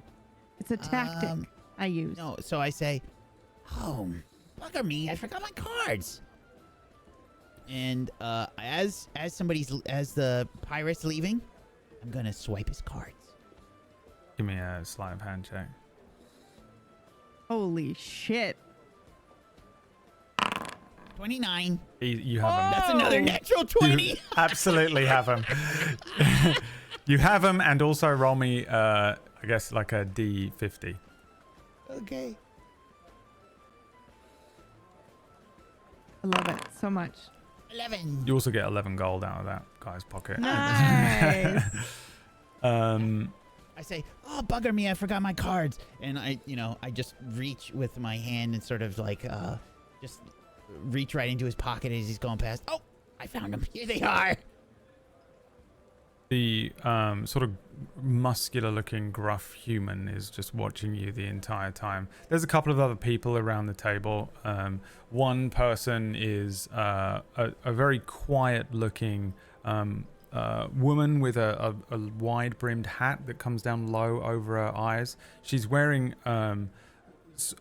pretty standard-looking leather armor, but it's quite form-fitting, suggesting that she had it sort of personally made, and it seems to have a sort of a black wash to it. There's a symbol over the left breast that is a rose, which is upside down, almost as if it had been placed upside down. There is an individual sat on the other side of the muscular man who's a very thin-looking halfling. Halflings are normally kind of like round and dumpy, right? But this guy is like weirdly thin. His eyes look especially big in his face, and his large halfling feet kind of just look bulbous and sickly, kind of like as if they were infected. It looks really odd. And he seems to be wearing very similar outfit to the captain, almost as if maybe he's a piratey type as well. There is not really a port that close to here, by the way. This is a relatively landlocked area, so these two pirate types are interesting individuals. And then there's an old man who is basically asleep. One sort of like malicious eye looks at you as you sit down, but you see him immediately fall back to sleep with a couple of empty tankards around him, his cards face down as if he hasn't played in a couple of the rounds. The guy that's sort of the gruff speaking muscular individual who's been eyeing you up since you walked in says, You got a name? I do. Do you? Steele. Brannock Steele. Wow, that sounds really intimidating. Yeah, well, my parents weren't that intimidating. So they sought to fill the void by making your name really intimidating. Okay, I get it. Look, you can call me Candle. Oh, it seems you have a nice pair of cards there, so quick round. Round? Yeah, that sounds pretty good. Pretty good. Great. What's the ante here? Anything you got, as long as it's worth something. Interesting. I'm gonna take a look around at like what people have on the table. What is it looking like? There's a bunch of weird stuff on the table. So there, it mostly seems to be gems. There's a couple of uncut gems, just raw looking. Oh my God, things. Candle! There's a bunch of different colored gems. They all look legit. It's not a He huge cannot amount of help money. himself. This isn't like a big stakes place. You know, they're in the back of a dingy pub. This isn't like high stakes stuff, but it's still a good amount of money on the table. There's a bunch of coins. You can also see that there's a dagger that is kind of curved in a very strange way. It has at the tip of the point of the blade, there is a sphere, a green sphere that seems to be almost an illusory looking thing, as if magic on the tip of this spear is sitting endlessly on it. And it has a jewel encrusted hilt. And then you see the woman.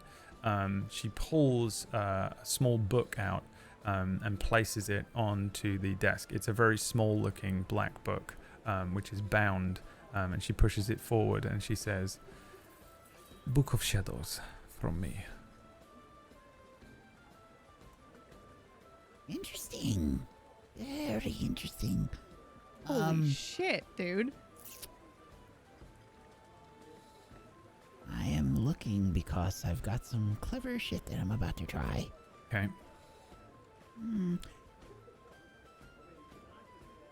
I would have brought my mead with me. I am going to sprinkle my dust of dryness into my mead. Now, Okay. the dust of dryness. Stop it! Why is it doing that? So I can use an elemental compound, mostly of water, that is exposed to a pinch of the dust. May make a DC 13 Constitution saving throw. Oh no, I'm sorry, that's the wrong one. The dust turns a cube of water 15 feet on a side into one marble-sized pellet, which floats or rests near where the dust was sprinkled. The pellet's weight is negligible, so I just want to sprinkle some inside my mead and create a little ball of mead, effectively. Okay.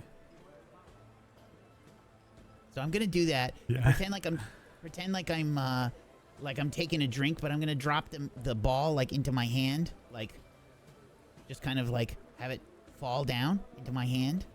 Yeah. And I'm going to pretend like it's a gem, and I'm going to say, "How about this?" Place it right on the table. Okay. A 2. He kind of looks it over and says, "That looks interesting." This very thin-looking halfling says, "Oh, blimey, mate! What is that? I've never seen nothing like that in my life. Let me have a look at that." He goes to grab at it. Do you let him? I slap his hand. I say, "Hey! Ow! No touching the merchandise." All right, I'll win it. Oh, I like the look of that.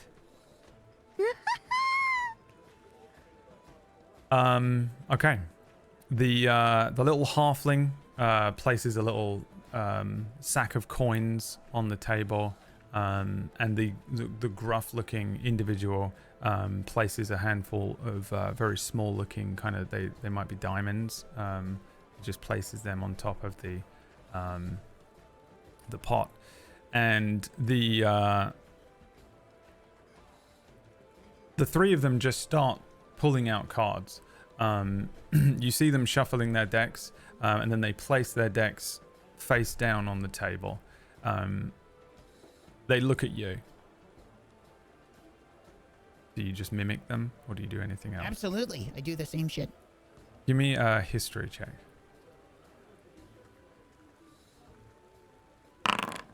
3. No idea what card Actually, game wait a they're minute. playing. Wait a minute. Okay. Hold on.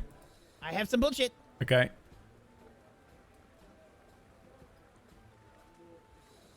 This is. Let me check our saving throw. Nope, that doesn't count. That's not a skill check. Okay, yeah, I can't use that. Never mind. Okay. The three of them take their decks and they turn them over and they start shuffling through their decks. They doing the exact same thing. I'm like, yeah. They then split. They split their decks into 3 stacks, face down. Yeah, I'm doing the exact same thing that everybody else is doing. Yeah. Shuffling, splitting the decks. Okay. Then the woman, the warlock, pulls a card off of the middle deck, places it into the center, and takes a look at it.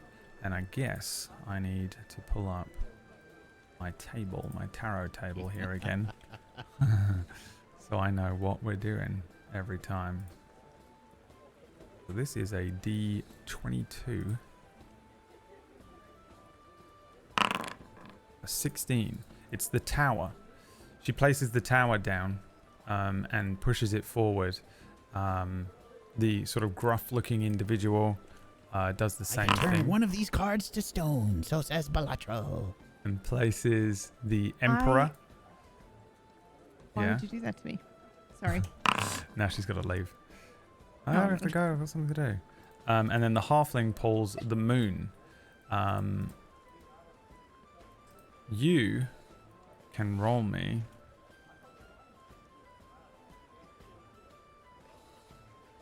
a D78. 35. 35. Hi. I just feel this sort of like licking on my sock, and I'm like, what the fuck is he doing? He's just sitting here. Oh, Mr. B. Imagine Mr. B just pops up. 35. Did you say? Yes. Sorry, I had it. Okay. You pull out. Fuck. 1, 2, 3, 4, 5, 6, 7, 8, 9, 10, 11, 12. You pull out the King of Wands. King of Wands. Got it. all three of them look at you weirdly. Okay. The halfling says, you sure you, do you need us to tell you the rules or something? I can't let my pride be just destroyed like this. Rules? Well, it could be variant rules. Like you're used to playing, you know. guys play with different rules here? Did I shuffle wrong or something? It's always been the same rules, mate. I've been all over the world. Oh, really? Where you been? I've been to Valerian. I've been to Bahamian.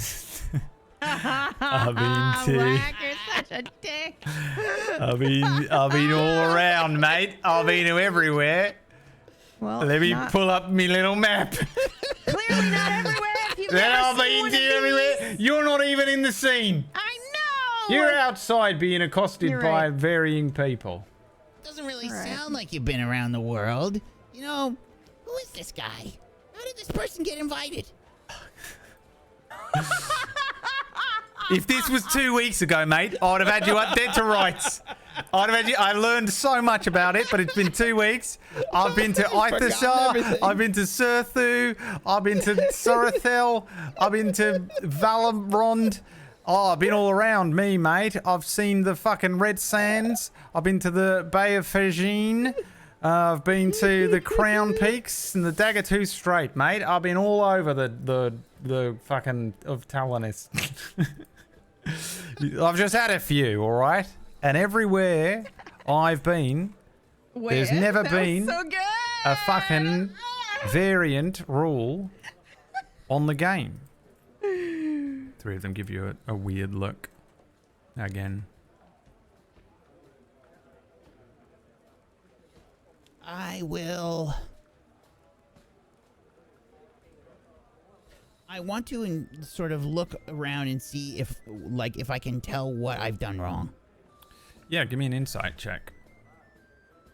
You mean, wait. Do you mean from their faces or from the cards and stuff? The cards. Yeah. Give me an investigation check. 21. Well, they pulled like face cards, right? And you pulled sort of a number card. You sort of maybe at this moment recognize that they split their deck into three. One of them is a pretty small stack. One's a little bigger, and one is even bigger than that. It's probable So that they. I know what this is. Yeah. Candle has no fucking idea. Okay. Yeah, but I mean, you can deduce sort of a little bit from this that they have probably split their decks into major arcana suits and then values, maybe. Yeah. Yeah. So I do this, and I say, I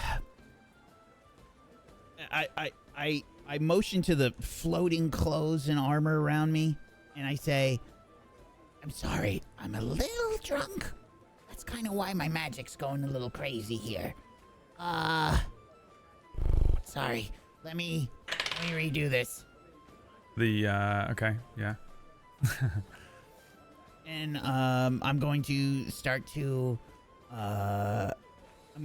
shuffle things in piles again and do suits, minor arcana, major arcana. They kind of look you up and down, and then they wait for you to pull a card. You can roll a d22 this time. 1. The Magician. As you pull the Magician, maybe place it on top of the other three cards. The Warlock says, "You are having trouble with your." You are having trouble with... At that moment, Nivara... I'm so sorry. I just wanted to see what I would get. I'm sorry. Nivara... I got the tower. You think about the tower, yeah. I'm gonna barf. She says, "You are having trouble with your magic. just a little bit. I would say you are cursed. Well, I didn't ask you. Well, it is not your magic. You are lying. Is it affecting me? You have lied so many times coming in here, have you not? Oh. I say, lied so many times. You know, I didn't get your name. No, you did not. But I am not saying there is a problem with lying. I lie all the time as well. I just wonder what you are really here to try and do. I'm here to play cards and also make some good connections, which I have to say, I don't know if I like the connection that I'm making with you right now. Shame. I like the connection very much. She looks up for the Glad first people time. do. You see her eyes underneath the hat, and as you see them, they are goat's eyes. They have that like goat thing going on. Yeah. I imagine I see them and Yeah. Take a second to like. You can't see the rest of her Holy face. The rest of her shit, face is like dude. fully dark, but you can see the eyes under the hat. I say, can we just get on with the game? If you know how to play. The gruff, sort of muscular man, Brannock, says, Yeah, okay. Right. Is that all we're betting then? "Yeah, that's all I got." No, it is all I have. They look to you. I think we can sweeten the pot a little bit. You know, I motion towards the bead of mead, and I say, any of you heard of elemental essence shard before? I have heard of this. No, mate. Never heard of it. I sort of gesture with my thumb towards the mead. It's pretty handy. You know what it can do? It can, well, it can enhance certain spells and things, especially if you're a sorcerer or sorceress. Now, I have this, but I also have, and I will take out.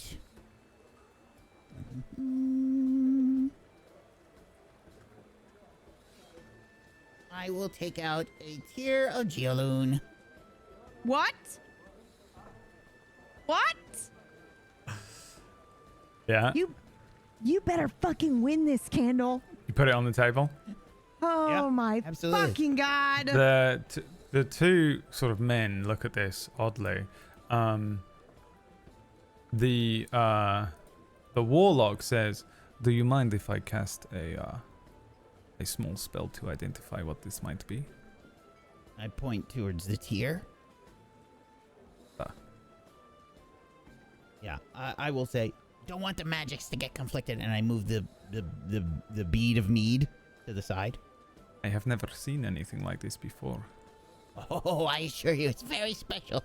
I have no idea what it does. I think it is. This is worth a lot, she says to the other two players. They look back and forth and say, All right, high stakes it is. and all three of them put something else on the table. Let's see what they put on the table. Oh my god, the anxiety. What they put on the table. Oh. 1, 2, 3, 4, 5, 6, 7, 8, 9, 10, 11, 12, 13, 14, 15, 16, 17, 18, 19, 20. Roll me 3d20.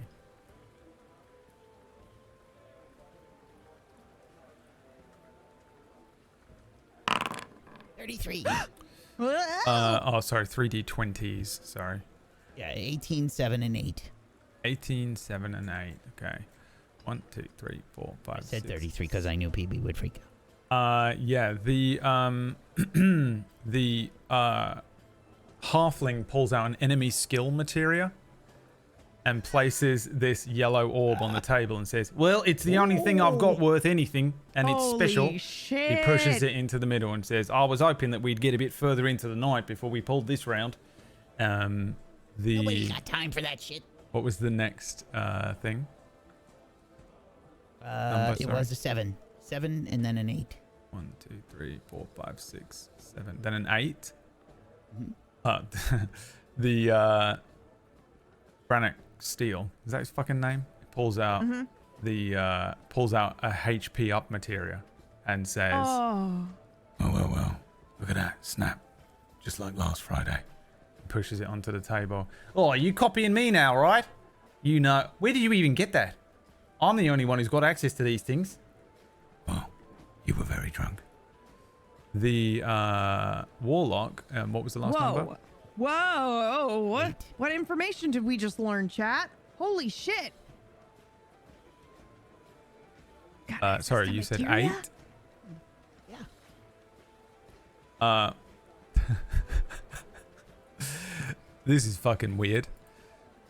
She pulls out the Sacred Playing card from Oracle's Rest. Which is nuts, dude. I don't like Fridays anymore. Fuck, dude. Wow. All right. So I guess, well, I won't take them off of this yet. These are all items that were available to you on the loot table and still are, technically. So that might not make sense to a lot of everything and look at the kitty cat. a lot of people, but we play an offline game called Oracle's Rest that I've been GMing for we play one game a year every year, but we've been playing for many years. Wack's character in that is a character called Sacred, who is a minotaur, big purple minotaur, and I give them playing cards in that game that are magic items that they can attune to in that campaign, which is now in this one. So, an enemy skill materia. HP up. An HP up sacred materia and the sacred card. HP up, enemy skill, sacred card. Okay. We do have Outside. an HP up already. If you want me to just copy paste that description. Oh no, never mind. You're doing it. No, that was just for me to remember what's on the table because we're shifting outside around. So it's been some time now for you. Yeah, I was gonna It's say, been the if 15 minutes plus probably like literally the amount of time we've been playing. Yeah. Probably another half. You've probably been stood around for like 45 minutes. It's drizzling. It's raining. Yeah. Everyone's giving you shit constantly. Yeah. At this point, you've probably picked up on there's something wrong. Yeah. It's weird. I'll look into the tavern. Do I see Candle sitting at his spot anymore? Give me a perception check because it's pretty busy and he was sat sort of in the back. Yeah.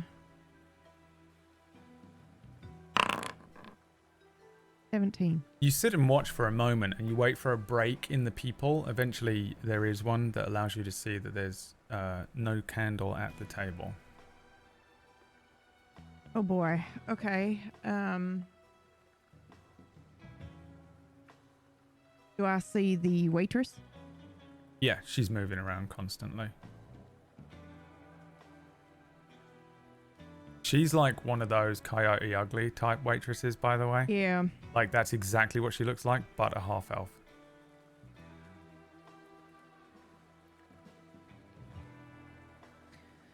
Okay, when I look into the tavern, do I see... I think I wait long enough to see if maybe he's gone to the restroom or something like that and he doesn't come back. Yeah. Yeah, can I scan the back to see if there are any doors out back or if it looks like there are back rooms? I guess give me an investigation check.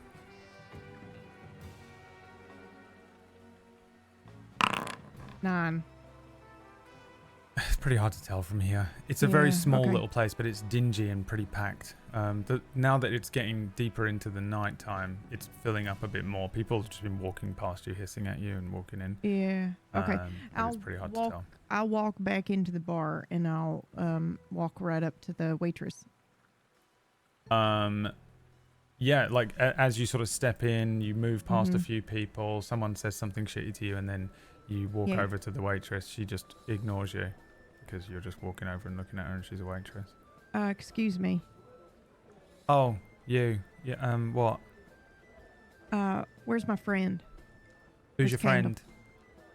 You know, the one who was with me before. Short gnome. Short gnome. We got a few of them in tonight. The What's he one who look was like? with me before. You don't remember? You really can't remember who was with me before? Not really. All of his clothes were floating around him.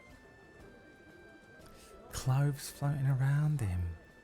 In armor. An armor? What is he, a knight? Mhm.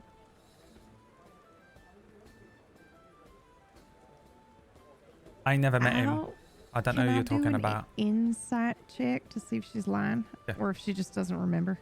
Because I feel like that's fair. You pretend to remember. You're like, yeah, I know who you are. All right. 15? She's doing two things, yeah. You get the sense that Okay. she's for sure lying, but she's Mhm. doing one thing where she's protecting Candle, that she just thinks you're going Oh. to try and Right. She thinks I'm going to hurt him. hurt him. And also, she doesn't like you at all. Okay. Well, I guess I'll go for intimidation then, and that's my only option. So I'll lean in real close, not breaking eye contact with her at all, and I bare my fangs a little bit, and I just whisper real low, "I can smell your lying." Give me an intimidation check. 8. Amazing. She, Best rolls of my life. well, she rolled a 2. Oh God. So she says, all right, look, he went to play some cards in the back, all right? But if you start any trouble or anything, everyone in here is going to knife I you. immediately start walking away and towards the back. All right. Kind of watches you like she's in trouble, you know? Uh-huh. You feel like you're about to get in trouble at work. Oh no. Yeah, you start wandering off towards the back. There is quite a few doors. There's a door that leads into what looks like a kitchen. You can kind of make that out immediately. There's a door that leads into a back alley. It smells a lot like piss. And there are like 3 or 4 more doors down a corridor, with one at the very end that looks like an office door. Can I use my super hearing to hear Candle's voice? His very elegant, charismatic voice. Yeah, when you say super hearing, you have legit super hearing? Yeah, I have an upgrade that gives me advantage on sound-based checks. Cool. Yeah, give me a perception check with advantage. 16. You walk past each door like an ear cartoonishly perking up against the thing. Boing, boing. Eventually, behind one door, you hear the sounds of what can only be described as violent sex. Okay. Behind another door, you hear Candle say, And that's a win for me. You shit. do you open the door? Yeah, I'll go in. As you open the door, there is a very gruff-looking gentleman sat across from you that says, "Private game. Invite only." He's with me. Oh. Close the door. I close the door and I'll go stand nearby. I don't want to get too close to the table, but I'll Okay. wait. Candle. I glare at Candle though for a second. Candle, what did you play before you said that? Death. You played death? Yes. That's it? Death.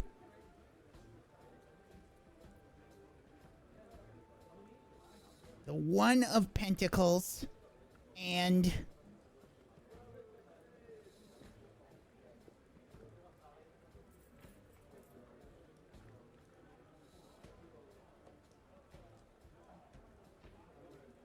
the Page of Wands. Okay, death, the One of Pentacles, What? and the Page of Wands. I need this to be an actual game. It is. It's complete guessing by It is an actual game. And I mean, one I can play. oh, well, Replace my Like I team said. fight tactics. the other three kind of just look at you, Candle, after you play those cards, and you see the halfling places 2 cards down and says, "It's probably a bust there. I don't really got anything, I guess. Maybe a high card." The warlock places down also death. Looks at you, and then places down the 2 of wands and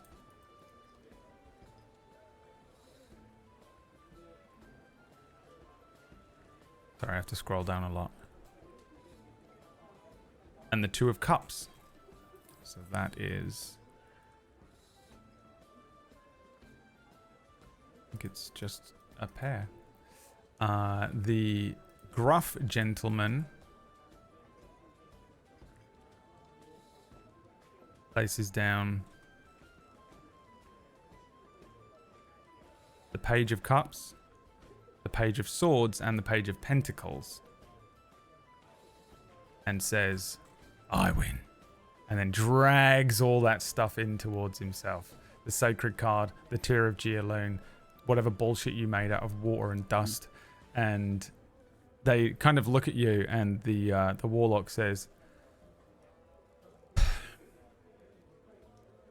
"You do not know how to play, do you?"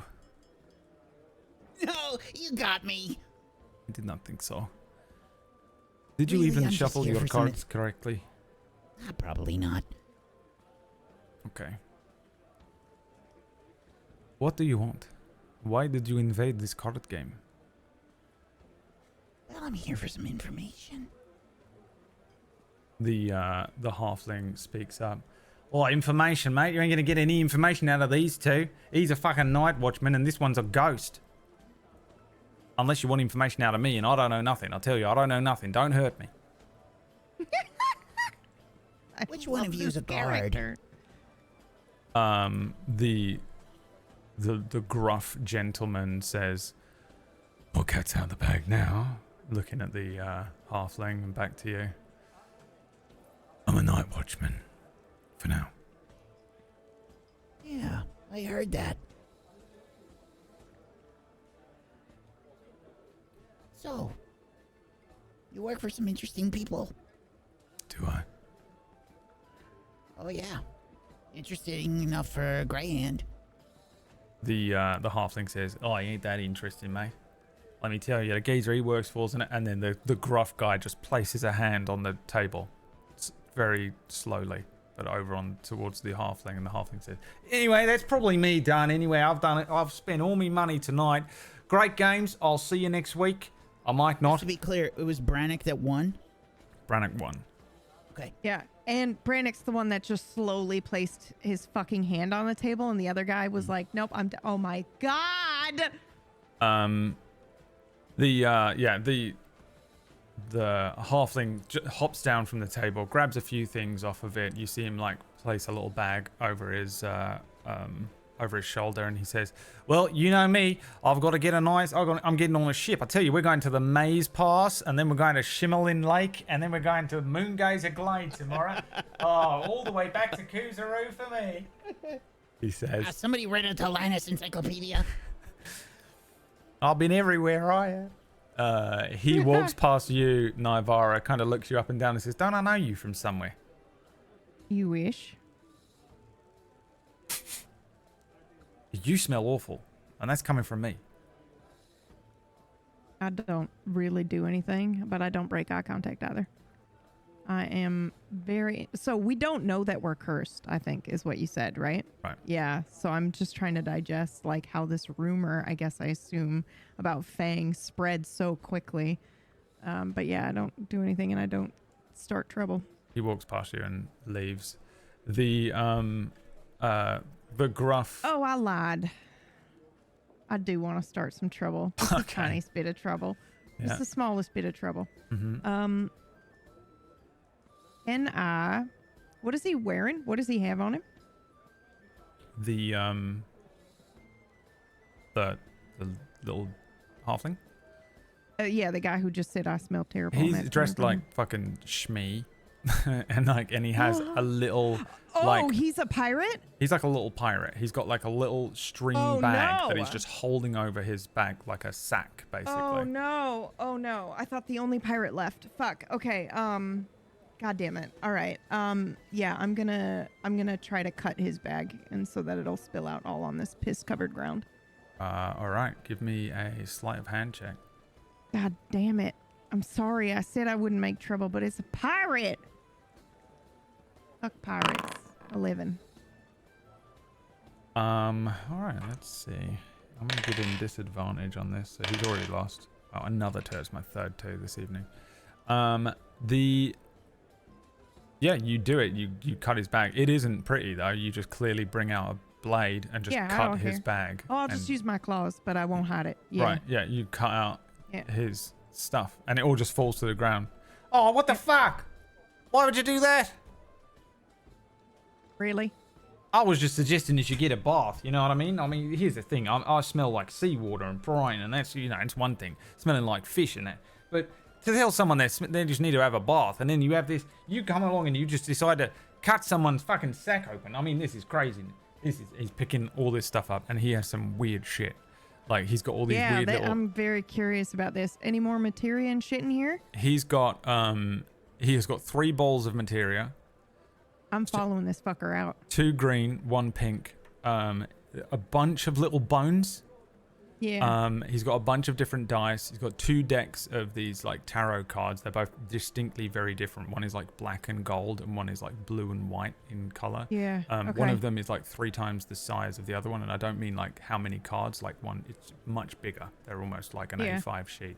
Yeah. And then he just has a bunch of different clothes, but there is all of the clothes are like outfits, like different outfits that you would wear. Can I roll an insight check to see, like, does this look like items from fate chests? Because materia isn't common here, is it? You don't know anything about the fates right now, but you can that's right. roll me. Okay. You can roll me an investigation check for if you ever figure it out. Well, wait. I don't know anything. So I'm just assuming all the items that I currently have on me and the curses, and I don't remember L at all. None of that? Nope. Oh, shit. Okay. You're then I just don't from follow this guy out. Talanis. You could be from Yeah, anywhere. You could be from the Faharan Mountains. You could be from Winter's Breath Basin, for all we know. I mean, you might even be from Blumheart. Okay, follow-up question then. And the memory that we had as we were teleporting here, we don't have that either. No, your memory yeah, okay, is all just right. is So I fully don't even stitched care that he's a together as pirate. Okay. Yep. Yeah. Sorry, He's my not bad. a I pirate. thought Like, we by were- the way, when I say full outfits, like one outfit that falls out is like a stripper's outfit. One is like a priest, essentially, but like what would pass as similar to a priest in this area of Talanis. One is like clearly the outfit that the local guardsman was wearing outside the town watch, the blue thing. He just has all these like outfits. Yeah. Okay.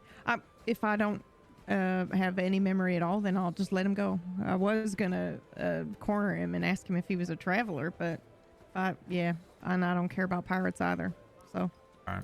Let It him takes him a moment to sort of gather up his things, and then, you know, he does so and heads out and closes the door. As he closes the door, the gruff sort of individual says, "You mind locking that, love?" Holy shit. Is he talking to me? Yeah. Yeah.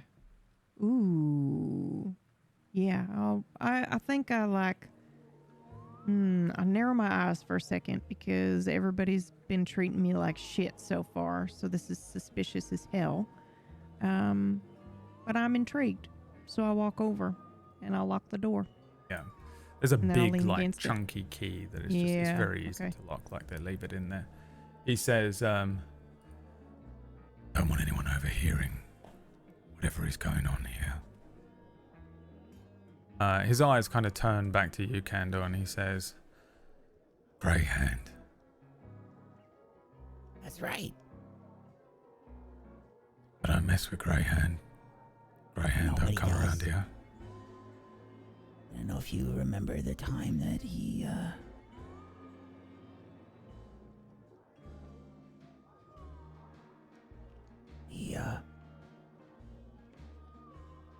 burned some people alive. Wouldn't forget a thing like that. Yeah. When he sets his mind on something, it's hard to let him, well, you gotta let him follow through. So he sent me. Look. You got a nice little payday here.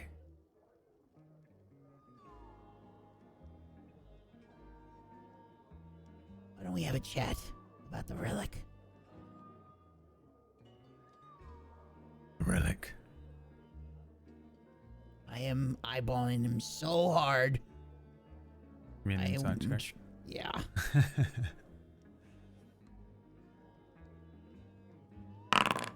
13. 13. Roll for him. 13.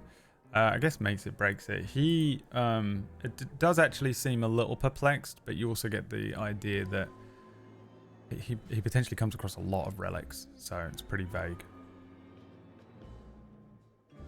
He definitely doesn't seem to immediately recognize a thing and try and conceal it from you. And I'm sorry, this is whack forgetting this, but Mhm. it was the hand. It was a hand of something. It's the Eye of Vizara, Eye. which I'll put in our thing here. I think it's in the notes as well. Hold on. Oh no, actually, I don't know if it is.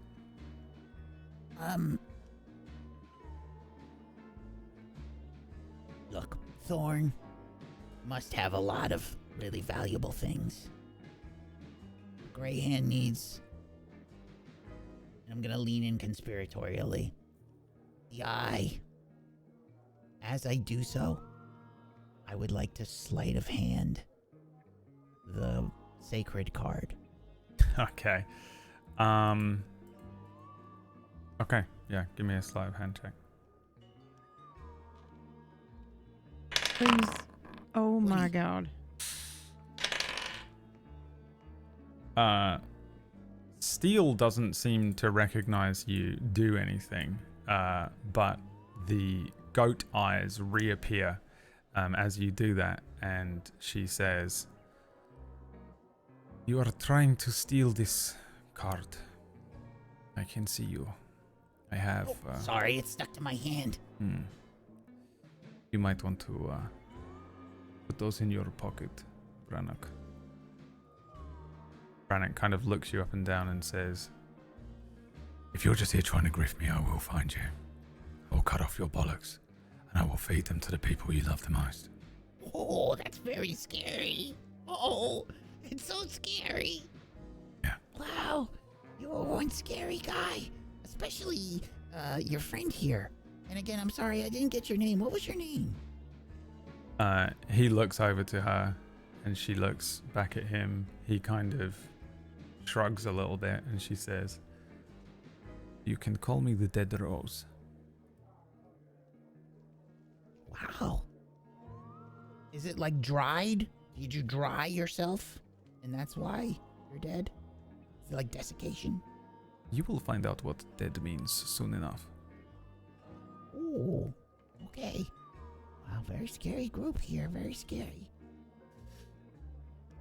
What do you want? Look, Are you here to I- pilfer things off of the table? Or are you here to talk business? Business, of course. Right, you want something off of Fawn? As I said, Grey Hand wants the eye. If Greyhand wants something from Fawn, why doesn't Greyhand just ask Fawn? Why would he go through you? Why would he go through me? Because they've had a little bit of a disagreement.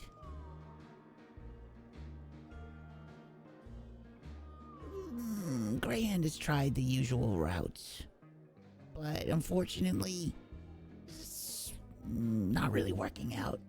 So, plan B. Okay, so what, he sends you to shake me down? Shake you down? No. This is a business arrangement. You're going to be well compensated for your advice.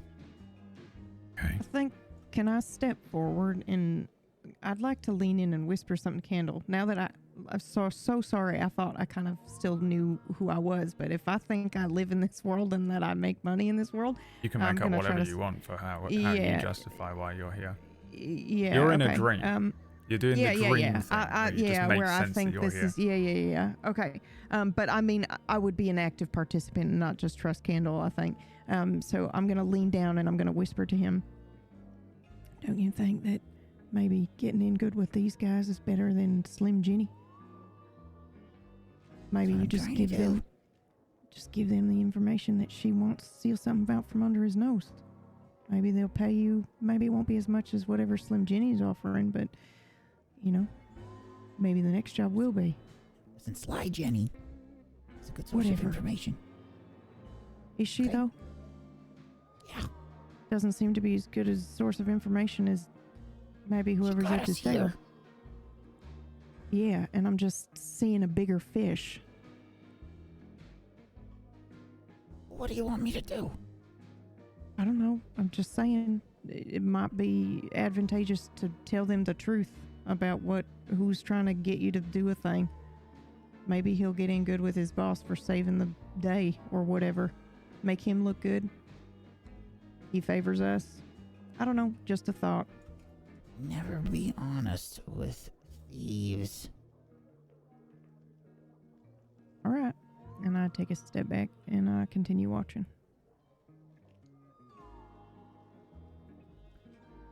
My associate has just let me know that I am willing to part with certain items if you are willing to contribute to our acquisition of the eye. I don't know what the eye is. I'm assuming something that Fawns got. Where? At the manor? At the auction house? We were told it was the manor. Okay. Well, I'm not escorting you up there. I'm not taking you in, but I know his traps better than anyone. Secrets ain't cheap, though. What are you looking for? What you got? Well, I'm gonna point to the tier of Geolion over there, and I'm gonna say, see that right there? That is a very powerful magical artifact that you have in your possession right now. I happen to know a certain way to make it, well, explode. Now, I'd be willing to give you that information so that nobody dies on the way home with such a powerful and very expensive magical artifact. He looks at it. He very carefully picks it up and then hands it to the warlock woman. The warlock woman holds out a hand. She has like black gloves on, and you see her take the glove off. She has very furry hands. Her fingers end in, they're almost like she has 3 fingers and 1 Cloven. thumb, but they're cloven. Yeah. Dude, that's sick as hell. She takes the tier of Geolone, and you sense and sort of understand that she casts a spell. There's a slight vibration to the air. It's very subtle. She says, I have no idea what this is. It would be very interesting, I think. It is certainly magical and certainly powerful. He is telling the truth to a degree. I think we can use this. He says, I will hold on to it for now, though, if that is okay. He just kind of nods. She places it into a shadow, just area, and starts to put her glove back on. He looks back to you and says, I just want to chime in here. Yeah. I've been getting progressively more and more sweaty the whole time. Yeah. Because I've been holding this shit is illusion just up. floating. Yeah. Brannock says, okay, information for information, how to use this thing of yours. How about this? You tell me where you got it as well. There's a reason I'm friends with charlatans and pirates. I like stuff from all around. There's a reason I pretend to work for Fawn. I like the stuff that he puts up at the auction house. You are very lucky. That is very interesting to me. You tell me where you got it. You tell me what it does, how to use it, and I'll tell you how to get into Fawn's Manor. Deal. It is not a fair trade, but okay. A tier of Geolone is pretty good. I mean, the tier of Geloon is insane that we want to trade that and working for this guy for some woman who is just like, oh, it's bad. All right. In Candle's head, The next treasure is always better. Yeah. This is gambler mentality. I was literally just thinking to myself, Absolutely how my family gambled away our fortune. How much is the tier of Geoloon worth? 2 generations ago. Yeah. I got it already. Oh, dude. Candle's playing my grandfather on my dad's side. It is fucking scary. Okay. I mean, Wax playing, not Candle's playing. Wax playing. Candle's not real, Brad. Candle's not real. He's real to me. Wake up. Yeah, Brannock is just sort of looking at you and he says, okay, deal's a deal. 1 for 1. I'll go first. Okay. Deal? Deal. That is known as a tier of Geoloon. Okay. Now you give me a piece of information. You'll need someone or some ability to cast minor illusion, and you'll need to be able to make my face. Can you do that?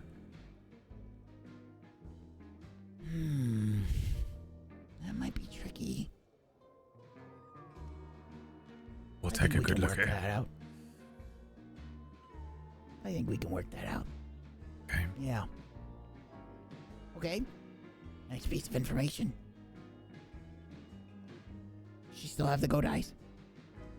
She does. I mean, every time that she's only actually revealed her eyes twice. Other than that, she's just got this like crazy large hat. I don't on know that if she's still like staring at me. No, she almost never is. She's just kind of lounging. So she's not like staring intently Not at me. Okay. No. Yeah. Okay.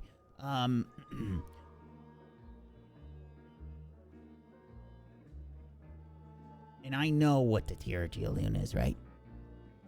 No. I was just gonna say, we don't know anything. You know it's called a tier of Geoloon. Okay. Yeah. Because I thought we knew inherently about the stuff that we get from the You sort of do, but apparently not here. You Not don't in know this where you got it instance. from. You know kind of what it does, okay. though. You do know kind of what okay. it does. I should have been more specific. You definitely don't know anything about the Spellwind universe and Hearth and how you acquired this exactly, or at least where you acquired it. But you do know vaguely what it does because you still have retained that ability. Always. Okay. Otherwise, I can't do loot boxes. Yeah. You can thank the fates, really, for this ability.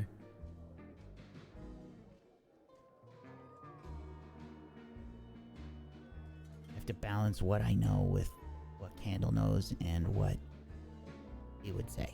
That's why I hired the 2 best role players on Tablestory. Wow, Meyer's not here. I was lying. I will say,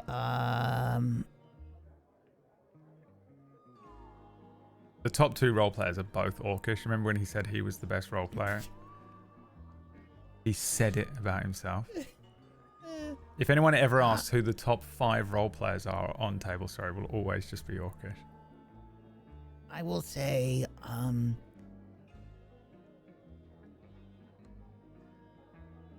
it can be many things. First and foremost, it is extremely valuable as a jewel. Secondly, it's extremely powerful magic. And Candle would say something outrageous. You can level a mountain. I know that, but I'm trying to think what Candle would say as outrageous as that. I say, it could level this whole place. Okay. Where'd you get it from? No. Your piece of information next. You know where the manor is? Fawn's Manor? Give me a history check. Can I make a roll? Now, hold on. I didn't do this before, but I have bullshit. Okay. I have City Secrets. Now, this normally allows me to know how to get from point A to point B faster than other people. Yeah. So I don't know if this is going to apply any You're sort of from bonus. here. You've been wandering around in the Undersea forever, so I think you can I make a justify history check with advantage? Yeah. Excellent. 17. Yeah, you know where he lives. He's up in the posh area, the nobles' quarters. Noble Quarter.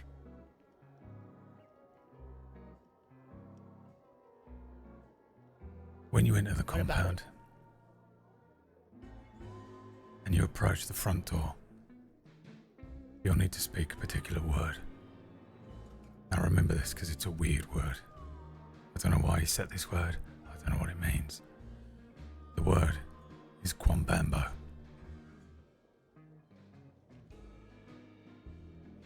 That will drop the abjuration ward, but you'll still need a key to get in, which I don't have. So you'll need someone who can pick a lock and make it look clean. Yeah. Well, we can definitely find somebody to do that. No problem. Okay, where's it from?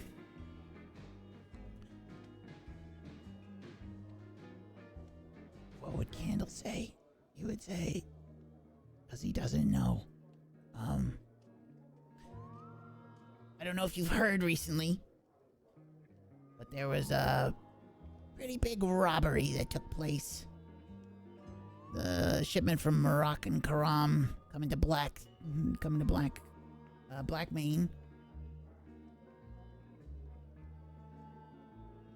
One of my associates, Fang, managed to abscond with it off the back of a carriage. Hit it pretty big. It was a syndicate carriage and everything.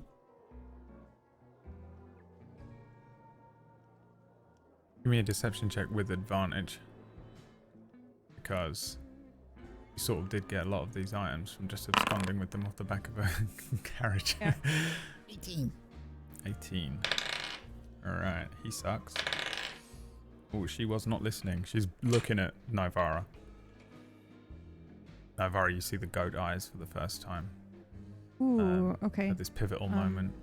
She just glances at you, but it's just while he's telling this story, and then the hat lowers again. Brannock says, Do I want to eat her? and she is She's a goat and I'm a cat, and oh no. yeah, it's up to you. It's fine, it's fine, it's fine. Oh, No. He says, All right. Well, that's not that helpful, really, but that is where you got it from. Deal's the deal. There's a bunch of other shit in there. Alarms and that. So, if you're doing it, or whoever's doing it, make sure they're sneaky. Sometimes he's got guards, sometimes he ain't. Night watchman. He's got dogs up there as well. So, Sweat is... It's so bad now. Like, it's so bad. So much sweating. You probably... I, like, do the thing where I accidentally, like, cross my legs under the table and the whole table, like...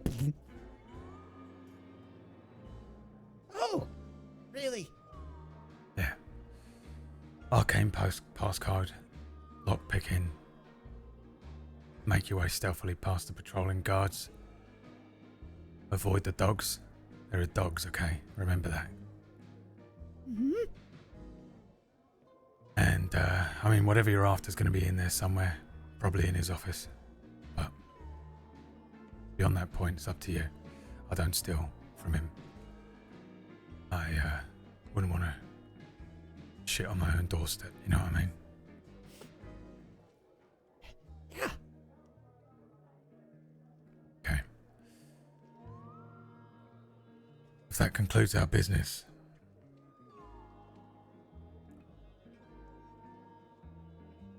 Can I roll an insight check on this goat woman when she makes eyes at me?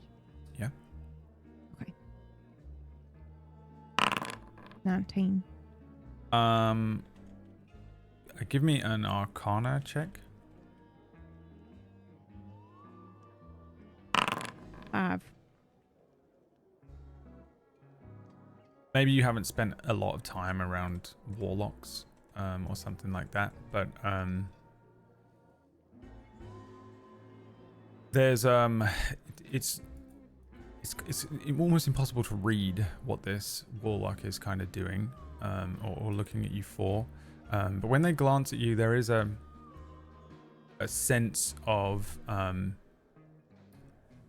some sort of eldritch element to the sight. It's almost as if you're being scanned, you know, it would feel like you're being looked at in that way. But in terms of what the magic is, it's very hard for, I think, you to tell. I don't know if it's just that you've never spent any time around people like this, or it's all kind of in a blur from your strange memory situation. But whatever she's doing, it's really, she's just checking you out. So Yeah, close but to a level magically. up, Fates. There's Might be an really element nice. of magic to I her think I'll eyes. level up before the next. You know. Okay, I think I just the look I give her is just a knowing one of like, I know what you're doing, and I just I don't move. I wait. Yeah, Wait patiently for sort of Candle. head lowers again, and the hat comes down, covering her eyes. Also, there is an element of just like magical darkness about her. Like it's as if no matter what, the lights are always behind her or above her, casting the shadows down and over her face and clothing and stuff. So it's quite hard to make out any love real her. distinct features. Brannock, who is, by the way, just wearing just casual looking tunic, trousers. He's a big guy, not WWE wrestler big, but you know, a strong looking individual, gruff looking, mid-40s maybe, pushes his chair back and says, we're going to leave first. We're going to walk out the front. You can leave in 10 minutes. Walk out the back. Okay? Sure. And if there's nothing else from Greyhand, to be honest, I hope I never see you again. Well, I hope I never see you again, too. You know, I feel like I say that a lot in this town. he pulls out a bag of holding, I would like to, places it like a trash bag over the edge of the So, table. While we're Yeah, having this yeah. conversation, because I get he's trying to like get out of here with the He's loot. starting right? to push Yeah, yeah, everything into yeah. the bag. Yeah. I'm doing. I've taken out my oil of slipperiness, Okay. and I'm starting to pour it on the floor by their feet. Okay. Give me another sleight of hand check.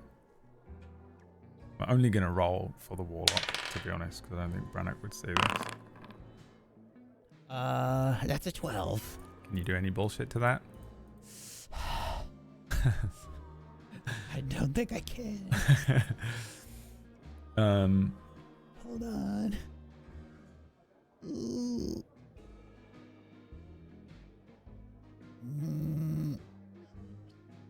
On the skill check. No. No, I can't. I don't actually know if she has the thing that I think she has. Oh no, she does.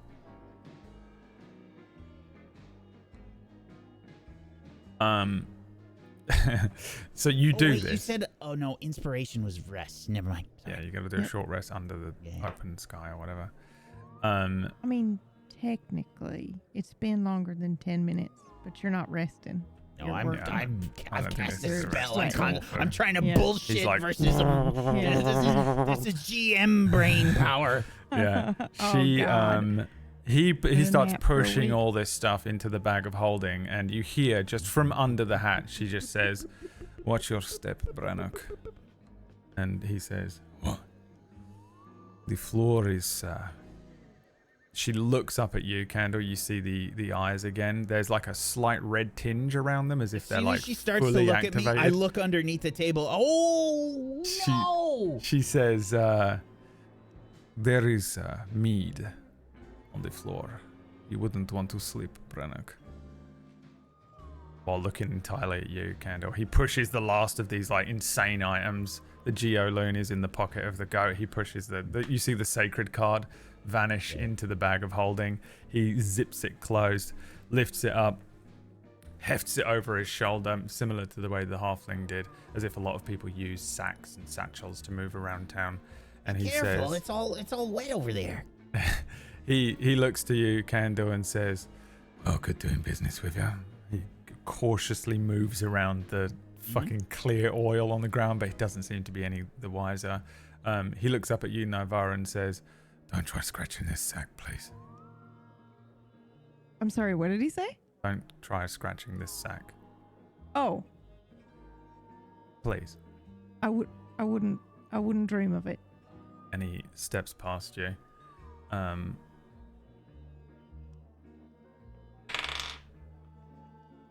The goat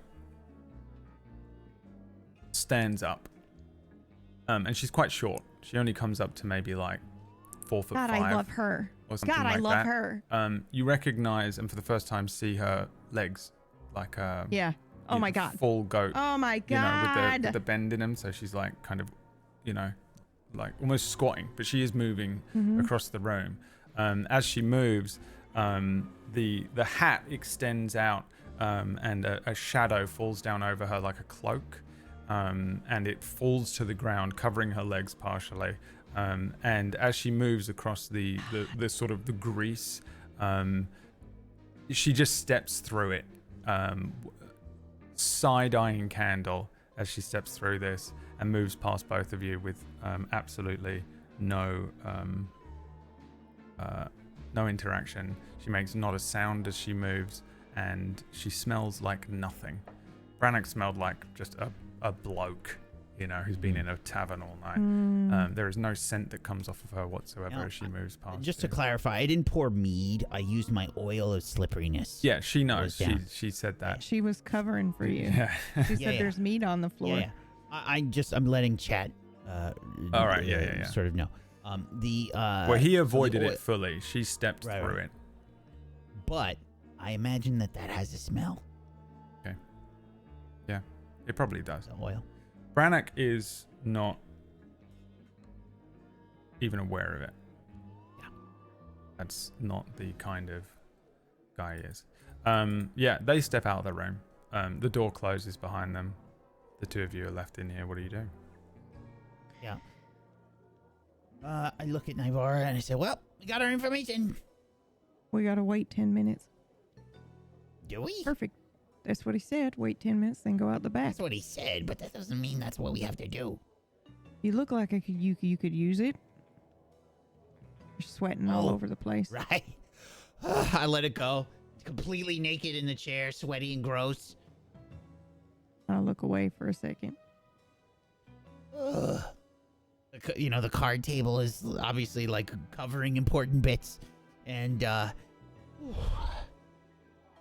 was tough. I thought I could get more out of them. Oh well. I had to give up a gem, that nice one that I had though. Kind of a bummer. I hope the cost is worth it. Oh, I'm sure it will be. I mean, listen, this thing. There's an called old the guy Eye sleeping there of that I Visara. completely forgot about. The whole time. Oh wait, no. When the halfling left. No, there is an old guy just still sleeping there. You know what? There is. Okay. Yeah. I say, well, listen, the Eye of Virzara, it's gotta be worth more than this stupid gem. Gotta be, but what if it ain't? Maybe we should, be better about that in the future. Figure out the Yeah. value of what we We can go got. steal the stuff back. I don't want to mess with that warlock. Warlock. Oh, I know that, right? thought she That's was the a vibe I wizard. got from her. Hold on. Okay. I'm just checking with the GM that I actually... What was the question?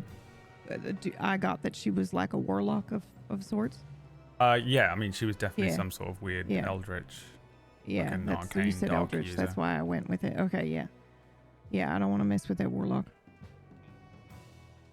Yeah, I'm going to take a breather, and then Would you say you were going to take a breather for about 10 minutes or a short rest worth amount of time? well, that's an hour. Not in a Brad campaign. Confirmation, GM. A short rest Yep. is an hour, yeah, it is. Damn it. It's 8 hours for a long rest, 1 hour for a short rest. I did a long time ago have short rests be 10 minutes, I think. Yeah, I think for But then either someone ruined it Darkfire or somewhere. Dying Order. Yeah. Someone ruined it. It's always Okay. the way I end up changing my rules. It honestly might have been because Dying Order was on a time limit. I'm not even doing 10 minutes. I'm just, Yeah. Okay. doing All right. doing an actual like breather. You want to go out back? Have a drink, and then before I stand up, I put my minor illusion back up. Then I'm gonna walk over to the old guy, Yeah. and I'm curious if they are actually sleeping, or if Or if they they are were- faking it. Give me an Yeah. insight check. 10. For sure, like a cliche, fully drunk old man.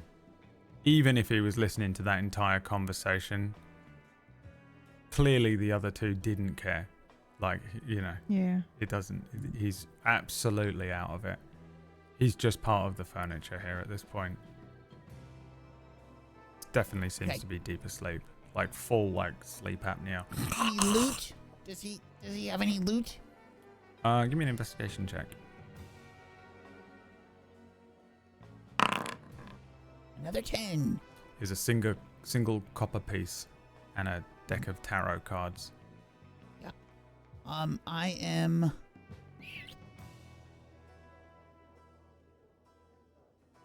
We can thank Rigor412 in the chat for reminding me that my own NPC was still in here. Yeah. As soon as the halfling left, I scrolled down away from my table of NPCs page and was like, So, I'm actually gonna. Is there any? Oh, I think I have. I do. I have a piece of chalk. I'm going to write right next to where he's sleeping, like on the ground or something. Wherever the line of vision would be. mm-hmm. I'm gonna write. It can be dangerous here. if you sleep in the wrong place. And I'm gonna leave a gold Okay. piece. Okay.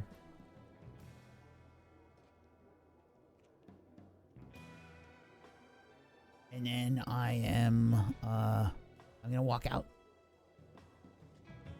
All right. The hell was that about? What was what about? You just left that man an entire gold piece.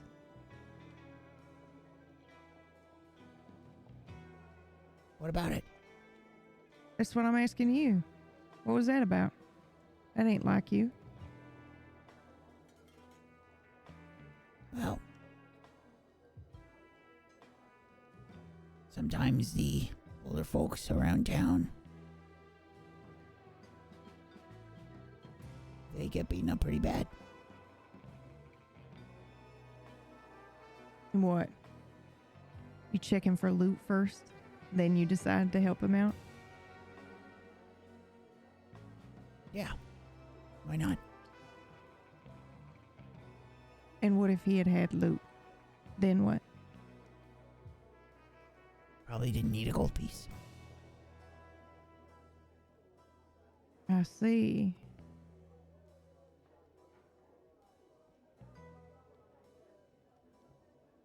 Interesting. What'd they say? Well, got a bunch of information about the place. Few ideas for how to get around the traps. The real problem is the dogs, though. I hold up a big chest bag of meat. What about this? Yeah, that could work.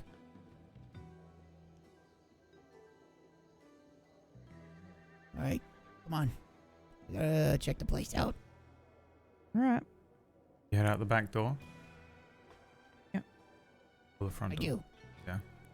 Past the Ooh. piss Oh, yeah, okay. piss latrine Mm-hmm. and into the alleyway. Back out into the cold Yes. city cloaked in a shroud of heavy fog and the chill biting at your skin. We're really close to a level up, chat. If we get there, you got You've a good got memory for next week. 3 minutes to level them up. Because this is the final scene. We see the two of them step out. Please interrupt him. We see two of them step out into the We'd be street. so happy if you'd interrupt him, chat. That'd be We wonderful. see the two of them step out into close the alleyway. to a level up. And in the alleyway, But only if Are we you getting fates are jumped? feeling you really wander, kind. No, you wander into the darkness as the timelines split between Candle's original story and this one. Two lines and strings come untwined as Lionel watches from the dark library as this story of Candle, the canon story, splits away from the non-canon one. Candle now armed with the knowledge of the dogs and a big bag of meat. Meanwhile, in a back room in the pelted hair, an old man opens his eyes. His eye turns into a goat's eye, and he transforms into a snake with a goat's head and slithers Whoa, the fates went ham! out of a hole just in time. Damn, who was that? What the fuck? Oh, thank you so much, fates. All right. Gotta level up in the loot box. level up. You are now And a level good memory for next week. 5? 6. 6? Yeah. Oh, Jesus. I need to redo the entire encounters. Cool. Thank you. Wait, wow, wait. damn. Back up to the narrative, because you got me, okay? You got me with the goat woman, and then I literally forgot that we were live on non-canon. I was just playing D&D. The old man that just woke up just now and turned into a snake with the goat eyes, was the man sleeping or someone else in a Man bathroom? sleeping. Yes! Okay, that's crazy. Turns into a snake with a goat's head and slithers out of a broken brick hole in the wall Holy into the shit. alleyway. As the two of you wander off, and just as the circle is closing on the scene, and it's about to come up with Finn, it opens up again because you go, oh, what the fuck is that? And you bump into 2 more items. Let's see if you can get the sacred Just card. falling off the back of a wagon. The sacred card is on the table. You have to roll. I'll tell you what number it is because it's No, he put it in his bag. 214. What do you think 213 is, PB? Is it the par card? Let's find out. When you roll 213, you do old crap. No, you get Oh the my fucking. god! You get a rusty old revolver from Dustvale, though. Ooh! Canonical Dustvale revolver, which would not be that- surprising to Imagine that's for you. Nivara, but there was no guns and Well, they- stuff in this setting, was there? Talon? In Seventh Talanis? Eon? Yes, there were. Oh, there was. Okay. In Then- Fafo Devere. I wouldn't recognize it, right? Because I don't know where I am at the moment. I Correct. know what Yeah, it yeah, is yeah, and what yeah, it does, yeah. but You're okay. the only one that has any hope of knowing. Oh, we got And- chaos! Oh, shit! And full chaos? Okay, yes, well, that's on how the, we're on the starting light next side. week. Cool. You're going into a chaos fight with full level up then. Yes! So, Thank you so much, Fates. as you stumble over your second item, I'll give you the Am stats. I rolling for or you rolling? An outer essence shard is the other one that you get. Is this the same thing? No, roll me a d4. It is the same thing. Wow, it's another shard. This is a lawful shard. The flickering crystal holds the essence of an outer plane. As an action, you can attach the shard to an object, blah, blah, blah, blah. Same thing as the other one. When you use a meta magic option on a spell, one of you needs to level into sorcerer for now. 1, lawful. You can end one of the following conditions affecting yourself or one creature you see within 30 feet of you. Charmed, blinded, deafened, frightened, poisoned, or stunned. When you use a meta magic option on a spell while you're holding the shard. Dude, these shards are crazy strong for a sorcerer. Man, if only one of you was a sorcerer. Well, we did just level. Yeah. I think he's forcing me to do it because he's already It's hilarious. multi-class. Yeah, I don't know. You don't have I to. think I'm. But I think you I'm do have 2 of these too far. shards. I could do a battle master, which I like. You know. Play some more cards Well, and just wager them. Yeah, you would No, just. No. I think it'd be good. No, that's fine. Yeah. I'll think about it. A battle master is kind of a wizard, and it's also just still a fighter. You would have to literally multi-class into take 1 level in sorcerer. I don't know what first level sorcerer is to just be bolted on to a fighter, but maybe you could make it work. I think you'd have to get 3, right? Because you need to be able to use meta magic. Oh, right, yeah. You'd have to go all the way up to 3. So Sell the shards. Yeah. So that concludes today's session. You have activated yes. chaos as the Hell 2 of yes. you are ported away once more, and the enormous form of chaos appears before you. We will start next week's session with another round against chaos. This time you are, I think, 2 levels higher than you were last time. Is that right? Yes.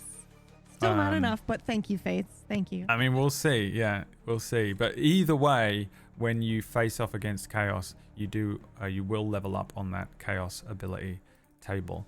You just have to do well enough to survive long enough, and we'll see how that works out for the 2 of them as they are teleported away from Talanis with such wonderful memorable places as the Barren Maya, the Time Vale, Iris Morass. Just such. We all remember all of the locations off the top of our heads, don't we? Chat. That was such a lovely moment of him just being like, "Oh yeah, where have you been?" Dude, you know what kills me so much? I had so much Seventh Eon just jammed into my brain like a kid who studied before his test the night before, the week before last, and I was like so incredibly over prepared for the fucking test, and we just did nothing, and then we took a week where you were just bouncing around L's bullshit, and then we came back to it this week, and I'm just like, I can't remember any of it. 2 weeks is way too long for me to retain any information at this point. You can't even remember what Marvel rival heroes he plays. I have no idea. I think one of them's like a goat or something. Yeah, that was That was fun. NPC was fucking awesome. Yeah, by I the liked her too. Do you want to know what love I her. wrote down for Yes, that please. NPC? Yes, please. So, Dead Rose, Anti-candle bullshit is what you wrote down. Warlock, Goat Woman, Gatelin, which is what they're called, Geitlan. And then I just wrote, because I don't know, Whack, packed with whatever Satan is here.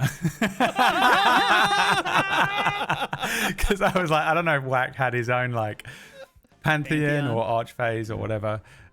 So whatever the fuck Satan is like, I just thought it'd be really cool if like just to really hit it on the nose and have like a fucking it was Satan fun. I loved warlock. it. I loved it. That is a goat woman. Yeah.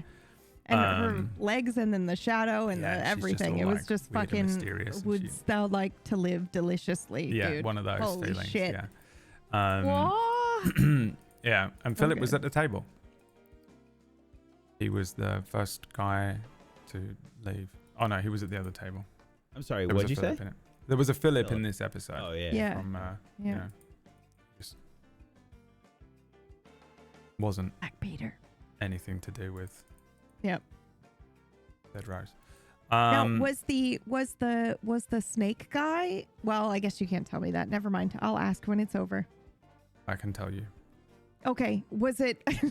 Okay. Really? Okay. Was it a summon of hers? Well, Like, 'cause he it was seemed just like an it old was a man minion. until the end, but now he is a fucking Yeah. summon thing. Yeah. Yeah, that's fucking 'cause awesome. Because warlock stuff I is all immediately was like, "Oh, summon so shit. she Did he sat take at the gold table." piece? I don't remember if he said that. No, there's just a gold piece in there because he's Okay. just a weird little demon. He's like a little demon minion, yeah. Which is crazy because it means she sat at the table with a fake person just in case they ran into trouble. Yep. That's so cool. That's so cool. Yeah, I just thought it'd be fun if I love her. So one of the What is things her that I name? really enjoy, Dead Rose is her name.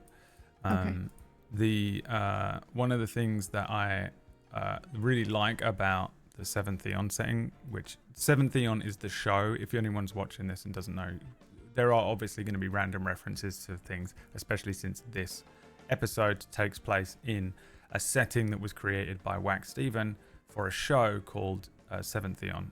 The setting is Talanis, with such memorable places as Snaketail Rainforest and Harhook Venomous Foothills.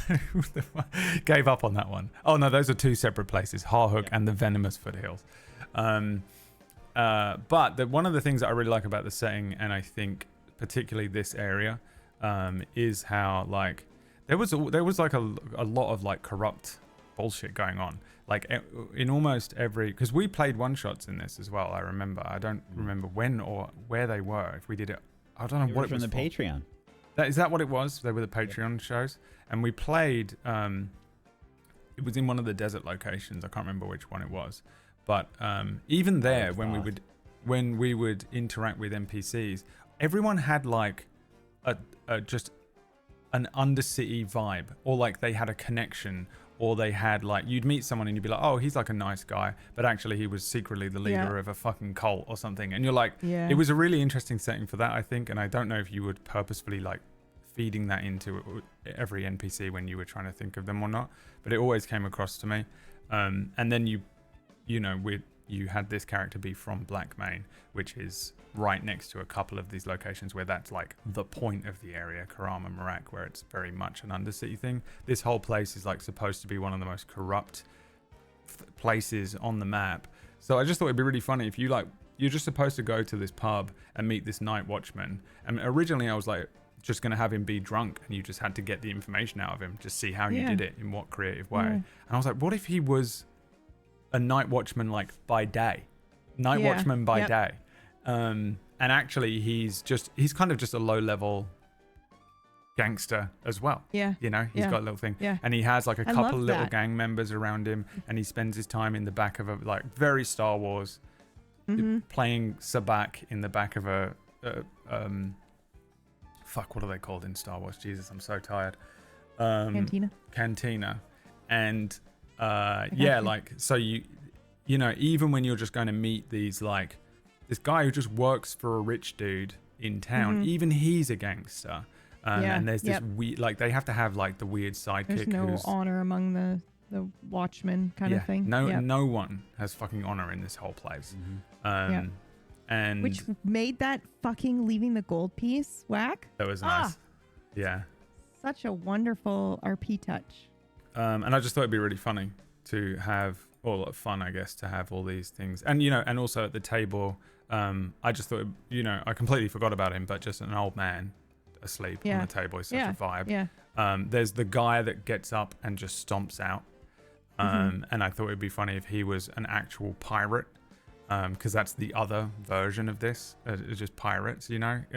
And then the other guy is a pirate as well. And you're like, why is there two pirates here?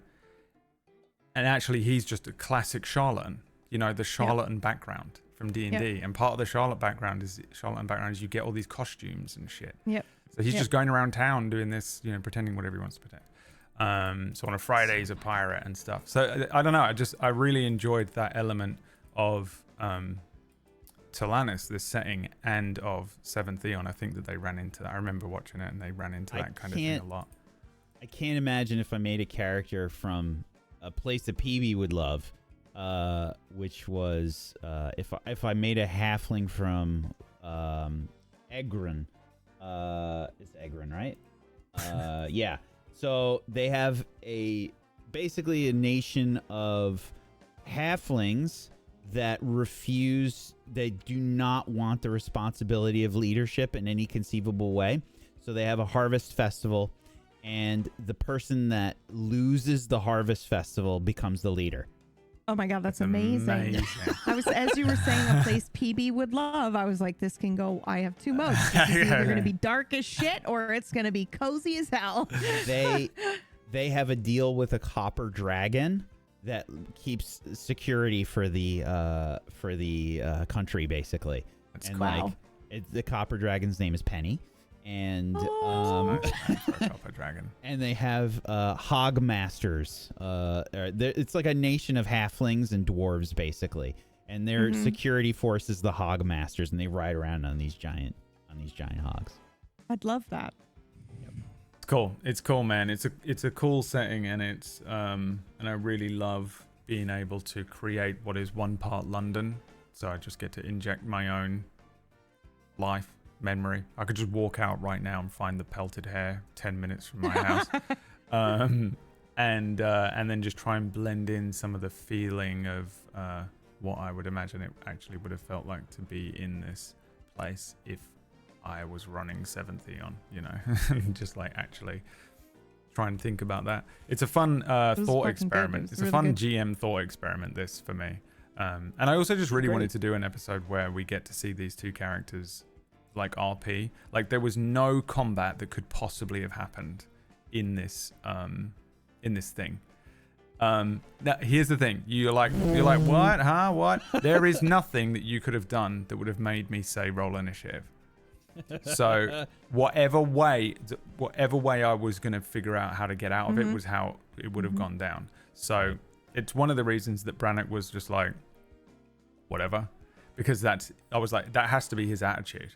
He's just kind of one of those I've seen it all guys, and I don't care. Yeah.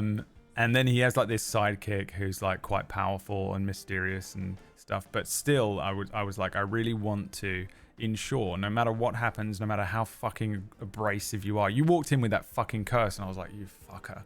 You know, I was like, oh Christ, they all have to be arseholes, and they're definitely gonna. You killed someone instantly.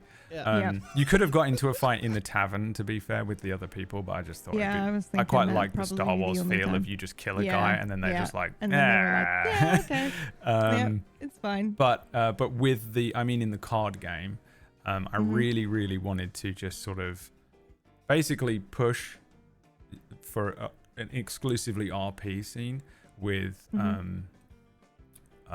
these your two characters, because I'm enjoying seeing them. I'm so glad I stood against the wall and didn't say anything.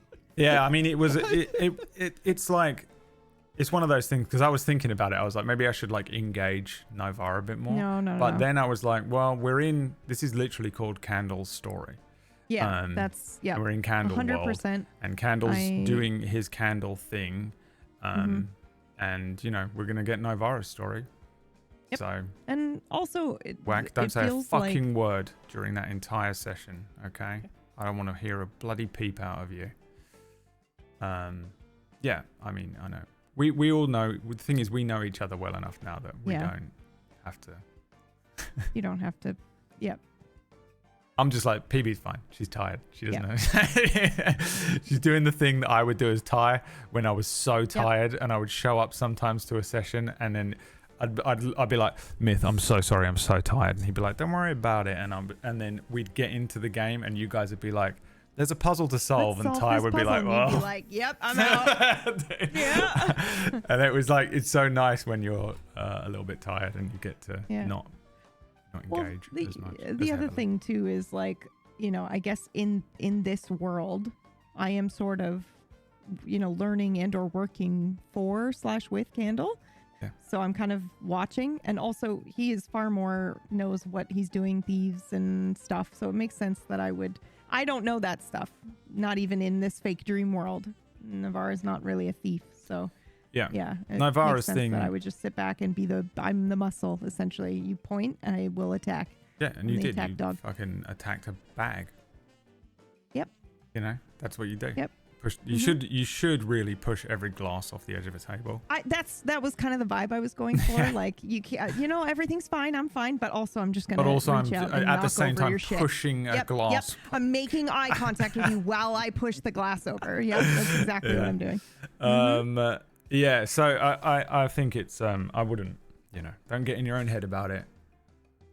For standing in the corner, because I think that's exactly the role Naivara plays in this thing. Okay. And also, thank you. It gets me off the hook for being a bad GM and not engaging with You weren't Laura. being a bad GM. I walked out of the tavern. You were just, by the way, just as you came back into the tavern, I was going to have a group of town guards come back with that other guard. So literally, you went in, you made your way to the back, and I'm in a fight. And it was almost what it was going to be. If I went through the front, I was probably going to run into the guards. Right. That's why I was like, I feel like they might just not do what Brannick asks, just for the sake of being a brat. Yeah. So actually, I was going to have you run into that, but because you went out the back door, you don't, and you get to fight Chaos instead. So we'll see what that is next week. And I got to be like, what are you wanted for, Candle? You got a warrant out for your arrest. Yeah, and Candle. I don't want to know. I want Candle to come up with a list of 105 things that he just reels off. The whole thing is the beginning. He's about as chaotic neutral as humanly possible. Yeah, I just figured he must be wanted, and he must be kind of known enough. He's probably not highly wanted that every single cop in town knows who he is, but this one guy just happens to. I was like, it makes sense, and it's fun to engage a character that way. All right, let's get out of here, guys. Thank you so much for the tips towards. I feel like we were just role playing. Yeah, here come the credits. I said this already, but I put it in the Discord too. There was a moment. I think it was when you described the goat woman. I forget sometimes. And I just was like, whoop, and I forgot we were live, and I just thought we were playing D&D, and I was so fucking into it. It was so good. There was no encounter on the redeems. What are they called? The tips. So yeah. So there was no there was a chance for you to have an encounter in the bar, but it didn't really happen. So there was no breakup of that. So we were very much in the role play, I think, for this one. We got into it. And I was really enjoying watching Wack problem solve as Candle, trying to figure out how he was going to get this information. And it was really, really I love really a dingy tavern. Yapping. I know it's kind of cliche, but it is a great glad that you liked it, because it was maximum effort in my brain. Yeah, it was really good, Wack. It was really good. I was trying not to meta so hard, and I was like, Candle's a clever little shit. Yeah, this is his stuff right here. So credits are still not rolling, by the way. That's for so long. What is happening? It is crazy how we never fixed it, and we're never going to fix it. Are they going now? No. Okay. No. It's a wonderful I think there's meme a at this button point. You can hit. Oh, there it goes. But we can say thank you so much to Fates. Yes, thank you for tipping tonight. Disappeared. It was really wonderful. Sorry, thank you so much for your support. Yes, we appreciate you so much. Thank you. It really does help keep the lights on here in Tablestory, and there I go. It's the main way that we pay for the things that we do here on the channel right now. So we appreciate you so much. Thank you. It helps us keep doing the things that we're doing as we get closer to a new year here at Tablestory, and we have a lot of wonderful things coming your way. Some surprises, some cool stuff, and I hope you are prepared. And it turns out everything costs money. Yes. And we've been doing this on a budget of 0 forever, and we really started to realize that doesn't work for when you're constantly improving quality, because people like Wacksteven and Pumpkinberry keep doing something really original and interesting with every new show, and you're like, oh, you fuckers, you fucking bastards. Now I've got to do something original and cool for my next show.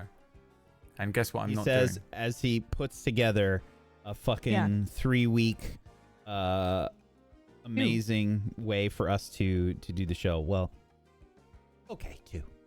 He had 2 Like- weeks. It was crazy. It's like Very 2 impressive. weeks and 6 days.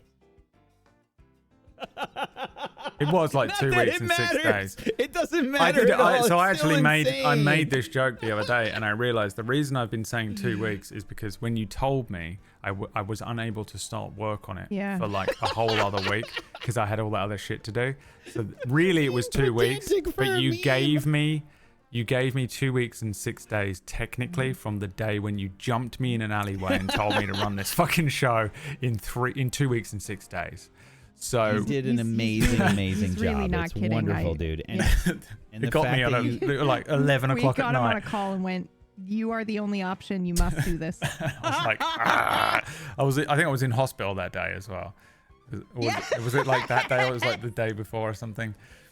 You're like, could you do this thing? And I was like, yeah, I'll do that. It's fine. It's got to be you. You're our only hope, Yeah, no Obi-Wan. problem. Yeah, no, it's fine. I've really enjoyed it. It's been a really fun experience for me. I've actually, it is a lot of work, but all of our shows are a lot of work. All 3 of us and everyone who's involved in the shows put a lot of effort into it, including now the people that work all day, every day, come home and give us money on a Friday. So thank you very Yeah, much. thank you. We very much appreciate it. It is going towards the shows, and we're going to be trying to sort of bang out endless content coming 2025. And also right now, because there are shows every day except for Tuesday, I finally have a day off. Yeah. I don't know Well, what and I'm going to do with myself on Tuesday. This Wednesday is the finale of Title Blades. Oh my God. And that means the Wednesday Mhm. after you get the Mhm. day off. Mm-hmm. It's going to be unbelievable. You don't understand what I'm going to do with my 3 hours in the evening. It's more than that, though, isn't it? See you guys not on Tuesday night, but next Friday, where I'm going to be looking just so relaxed and so happy. Bye. Bye. Bye.